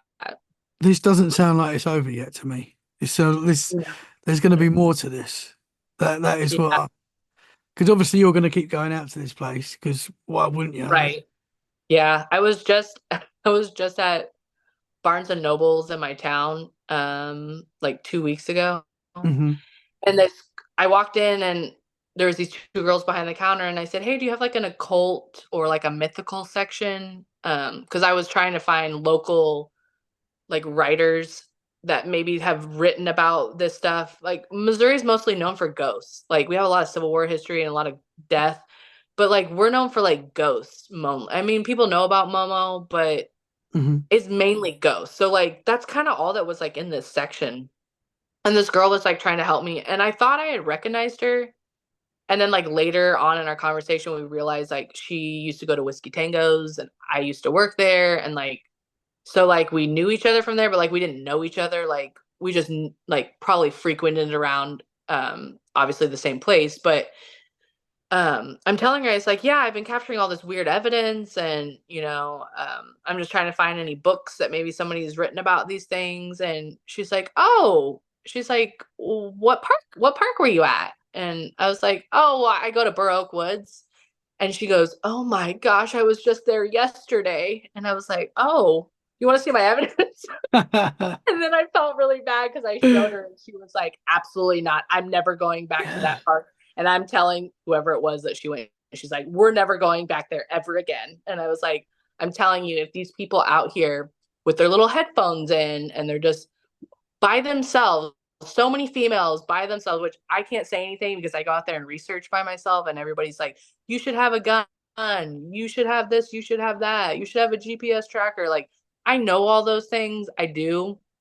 hmm But if people were to even understand how family like friendly this place, like it's not, I'm not going out in the Appalachian Mountains 5 miles up the hill in the middle of nowhere. I'm literally on a trail in a family friendly park, and these things are just showing themselves to us. Like it's not it's because people are like, your children should be taken away from you, CPS should be called, how could you take your children out into a place where there's such dangerous cryptids? And I'm like, first off, I didn't even know they were out there. Okay, hmm like I had absolutely no idea. Monkey Mountain, yeah, I thought there was probably going to be things out there, but I never in a million years. This place is surrounded by an entire city. Like it's just Yeah. in the middle of the city, and it's this hit. Like if you don't know Interesting. about it, it's a hidden gem. I mean, it really is. And I encourage people to go out there, but at the same time, I encourage them to be very aware of their surroundings because the guy who had that experience, he said everyone laughed at him and he never wanted to share his story with anybody until he heard this lady talking on like a radio show. And he said he would always go out there, always be out there by himself. And he said he walked off trail. And that's what me and my son like to do. We like to go off trail. And he said he was walking and he walked into this clearing, and he said this man was standing in this clearing and he had his back to him. And he said that he walked a couple feet forward thinking the man would turn around and acknowledge him, and he didn't. And he said he just got this really bad feeling and knew instantly like he was not safe. And so he said he backed up and he continued to back up until he got about like 50 yards away from this guy. And he said he pulled up his binoculars to look at the guy. And I think I said in other podcasts that he smiled, but he didn't smile. He said it was the most evil looking face he'd ever seen on a human being. He said once he got the binoculars up and focused on the guy, that's when the guy turned around and looked at him. So like when he actually like acknowledged and got that like weird feeling. hmm And then he said that wasn't like the weirdest part. Obviously, he said he goes, I had two bad knees and I hightailed it out of there. But he said the issue was it was like negative, not negative, sorry, it was like below 20 degrees, like really cold. And all the guy had on was, he said, like a black t-shirt and a gray pair of slacks. Like that's all the guy was wearing. And that's kind of similar to what the guy was wearing that we Man. saw. And he said he wasn't wearing weather appropriate clothing and he's just out in the middle of the woods just standing there. And like you said, he never acknowledged him until the guy like I said, put up his That's binoculars wild. And he's like, I'm a grown man, basically, and I was terrified. And like, don't go to Baroque Woods alone. And when I saw that, I was just like, oh my gosh. Like, that's kind of what that guy was doing, the complete opposite of everything I thought. Like, he's out on the trail in the middle of the night. He's wearing like all black. And then I see this picture of like what people describe as men in black. I posted it on my story, and I was like, I showed it to my son. And I said, tell me this doesn't look like the guy that we saw. And my son goes, oh my gosh, that looks exactly like him. And he goes, where did you get that picture? I said, this is how people describe a men in black. And my son was like, that is so messed up. I was like, That dude, is wild. I had never seen anything that like was like spot, like, because mostly you see them in like suits, Hmm. you know, and like their sunglasses or whatever. The picture I posted was like just a gentleman like looking like a human, Hmm. but like you could just tell there was something not like Yeah. right. And then people are like, well, maybe he was a fae, like he was trying to trick you and like look like he was a walker. But like once you guys recognized and felt uneasy and you realized that he wasn't what he was, that's when he spazzed out and was like, blah, freaked out on us. Yeah.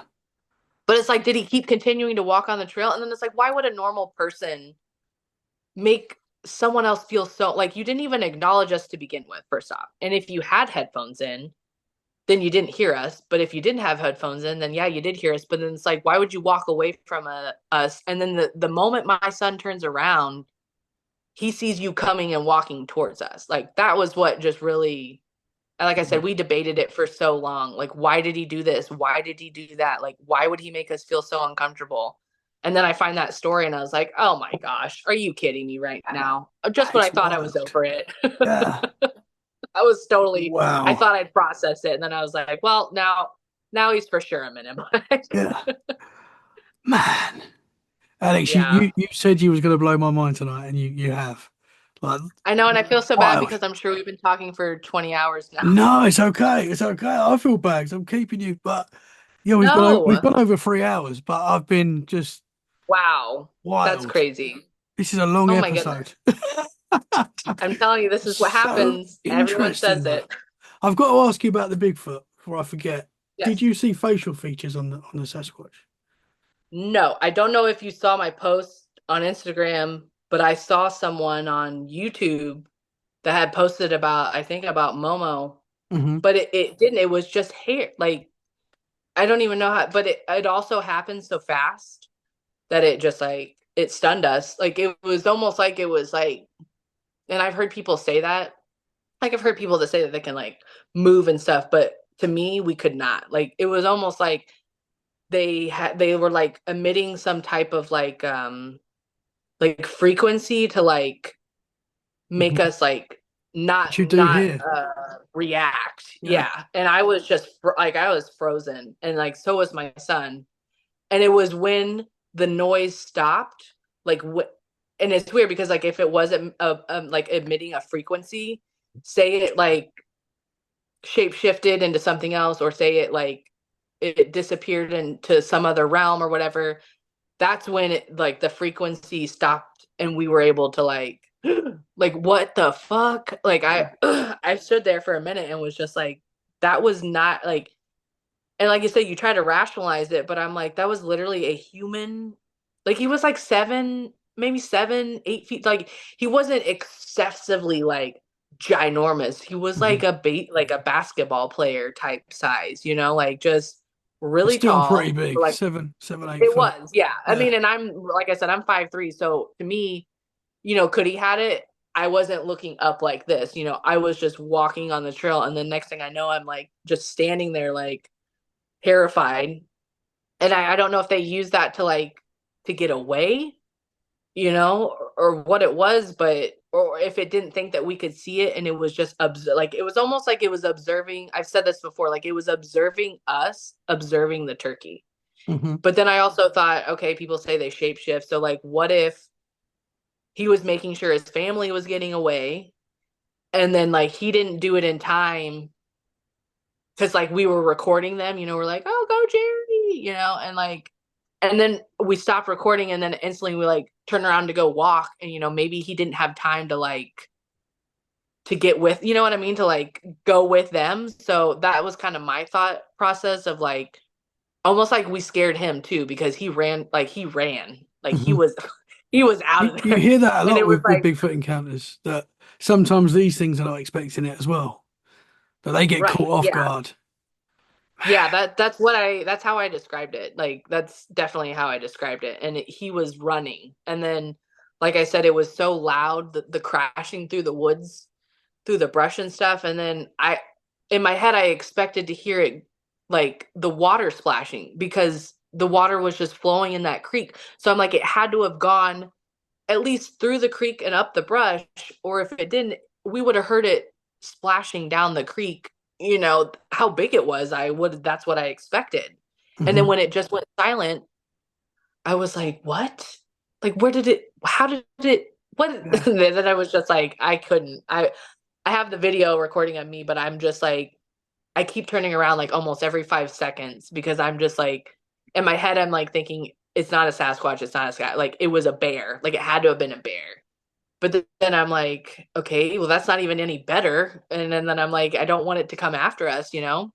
And this is one part that I left out. But after me and my son had that experience, I got like really obsessed with that. Like, probably not healthy to the point where I was like hearing people like saying that they bring like candies and they like give offerings.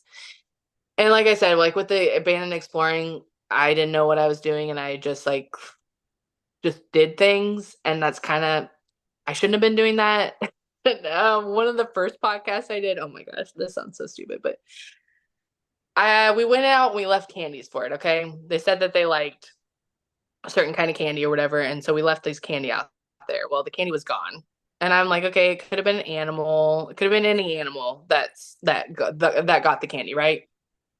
But when we went to go back to check on the candy, we left it in the creek where I'd heard the sound, like them talking to me or whatever, and I'd left the candy out there, and I'm like, we got to go back and check on the candy, and we're walking, and I'm with my daughters. We're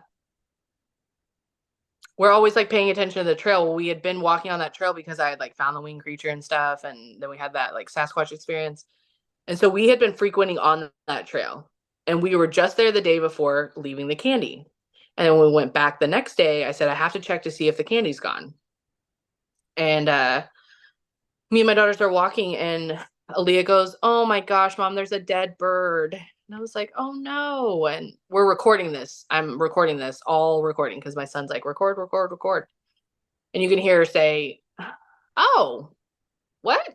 And the closer we get to this dead bird, it looks like the body, and then it had like two legs sticking up. And that's why she thought it was a dead bird. Well, the closer we get to this pile of whatever, these two monarch butterflies fly away. And I was like, what? And Aaliyah goes, oh my gosh. She goes, that's not a dead bird. It's poop. And I was like, poop? Like, that is a huge pile of poop. And Aaliyah goes, it's probably Sasquatch poop. And I was Ah. like, oh my God, no. I was like, don't even play with my heart right now, Did okay? you take a Well, picture of it? oh yeah, we did. Yes. You know my weird ass, okay? You've been talking to me for 3 hours. I think you should know it better by now. So on my on the first podcast that I did, I think the guy thought I was effing nuts for real. He didn't post it for like months. I honestly forgot that I even did it. And I thought he ghosted me too, but I think he was so on the fence about posting it. It's already got like 17,000 views and like hundreds of comments. And like one guy was like, uh candy candy for shit. It sounds like Sasquatch got the better end of the deal there. And like all these people were making me laugh. Like it was honestly kind of funny. But um we took a picture of it because it's nothing but berries. Like nothing but berries, right? Just like full of berries. Like whatever this thing is eating lots of berries. And the pile was huge. I mean huge, okay?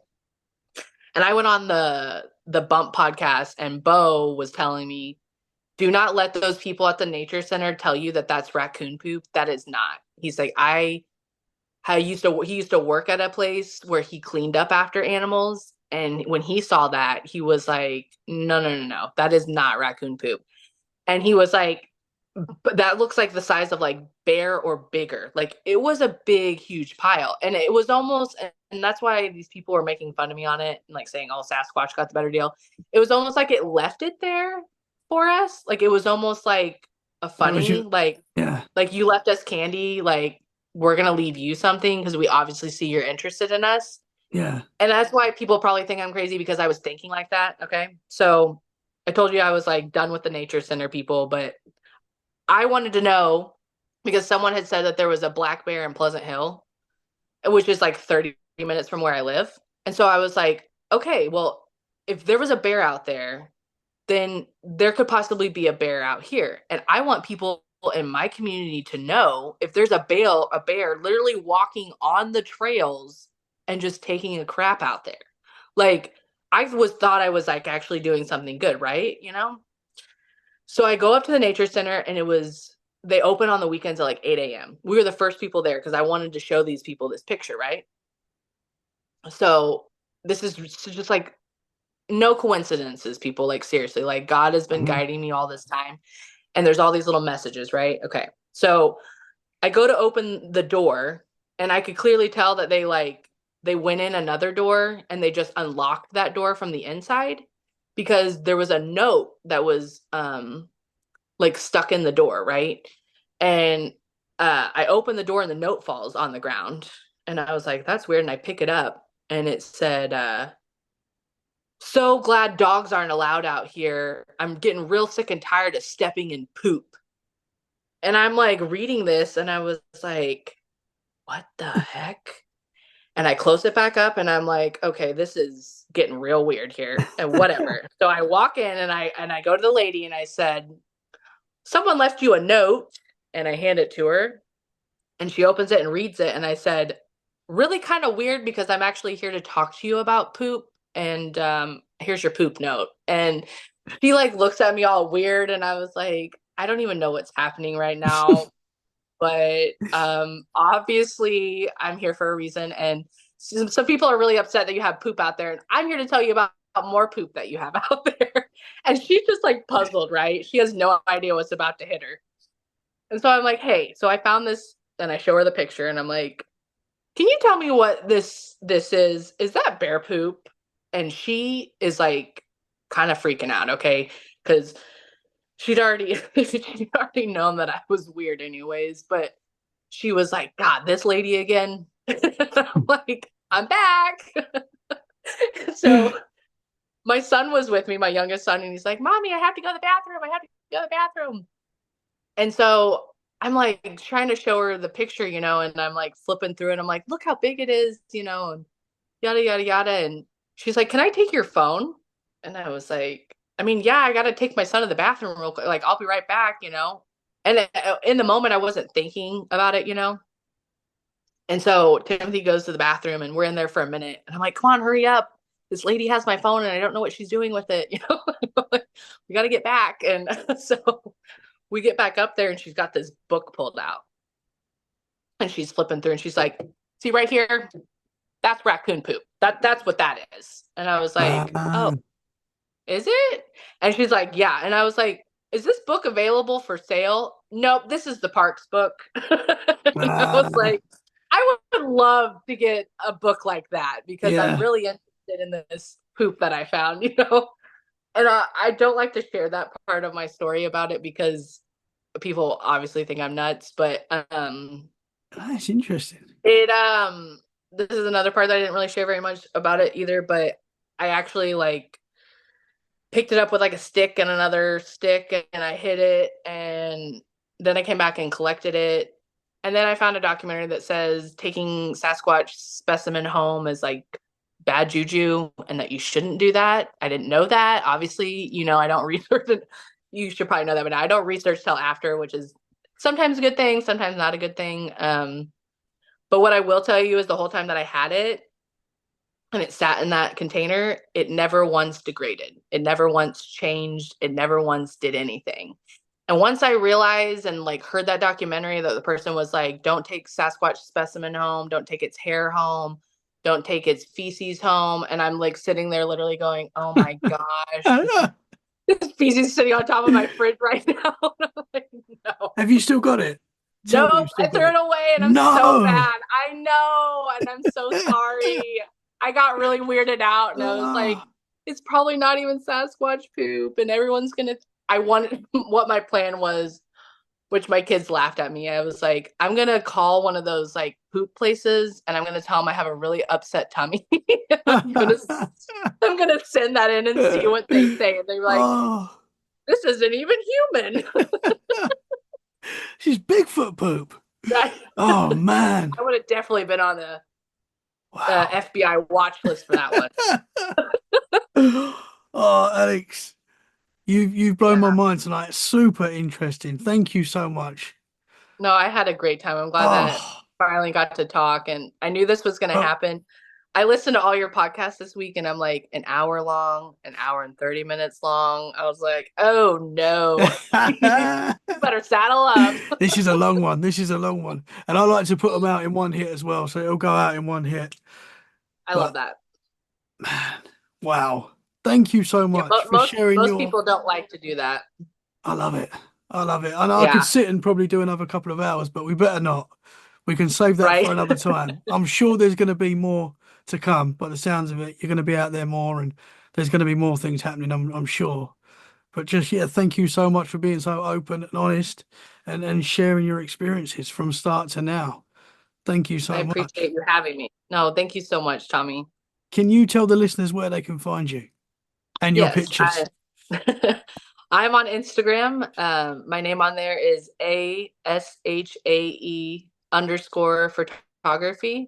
You can message me on there. I try to check my message request as frequently as I possibly can. So if you have any, evidence that you think is similar to mine or, interested in seeing my evidence, I'd love to talk to anybody about that. Or if you have any thoughts, I try not to share it a lot because there's a lot of negativity with just any page where people share paranormal stuff. It's always that's fake, that's CGI, that's this, that's that. So me going on these shows just is trying to reach out to people who are also interested in the same things that I am, who have an open mind, who want to discuss those things and further our research knowledge. Like that's all I really want. I'm a freelance person, I'm a freelance photographer, I'm a freelance researcher. I don't really know what I'm doing, and I want to continue to keep learning from people that I meet and help me be a better researcher, a better explorer,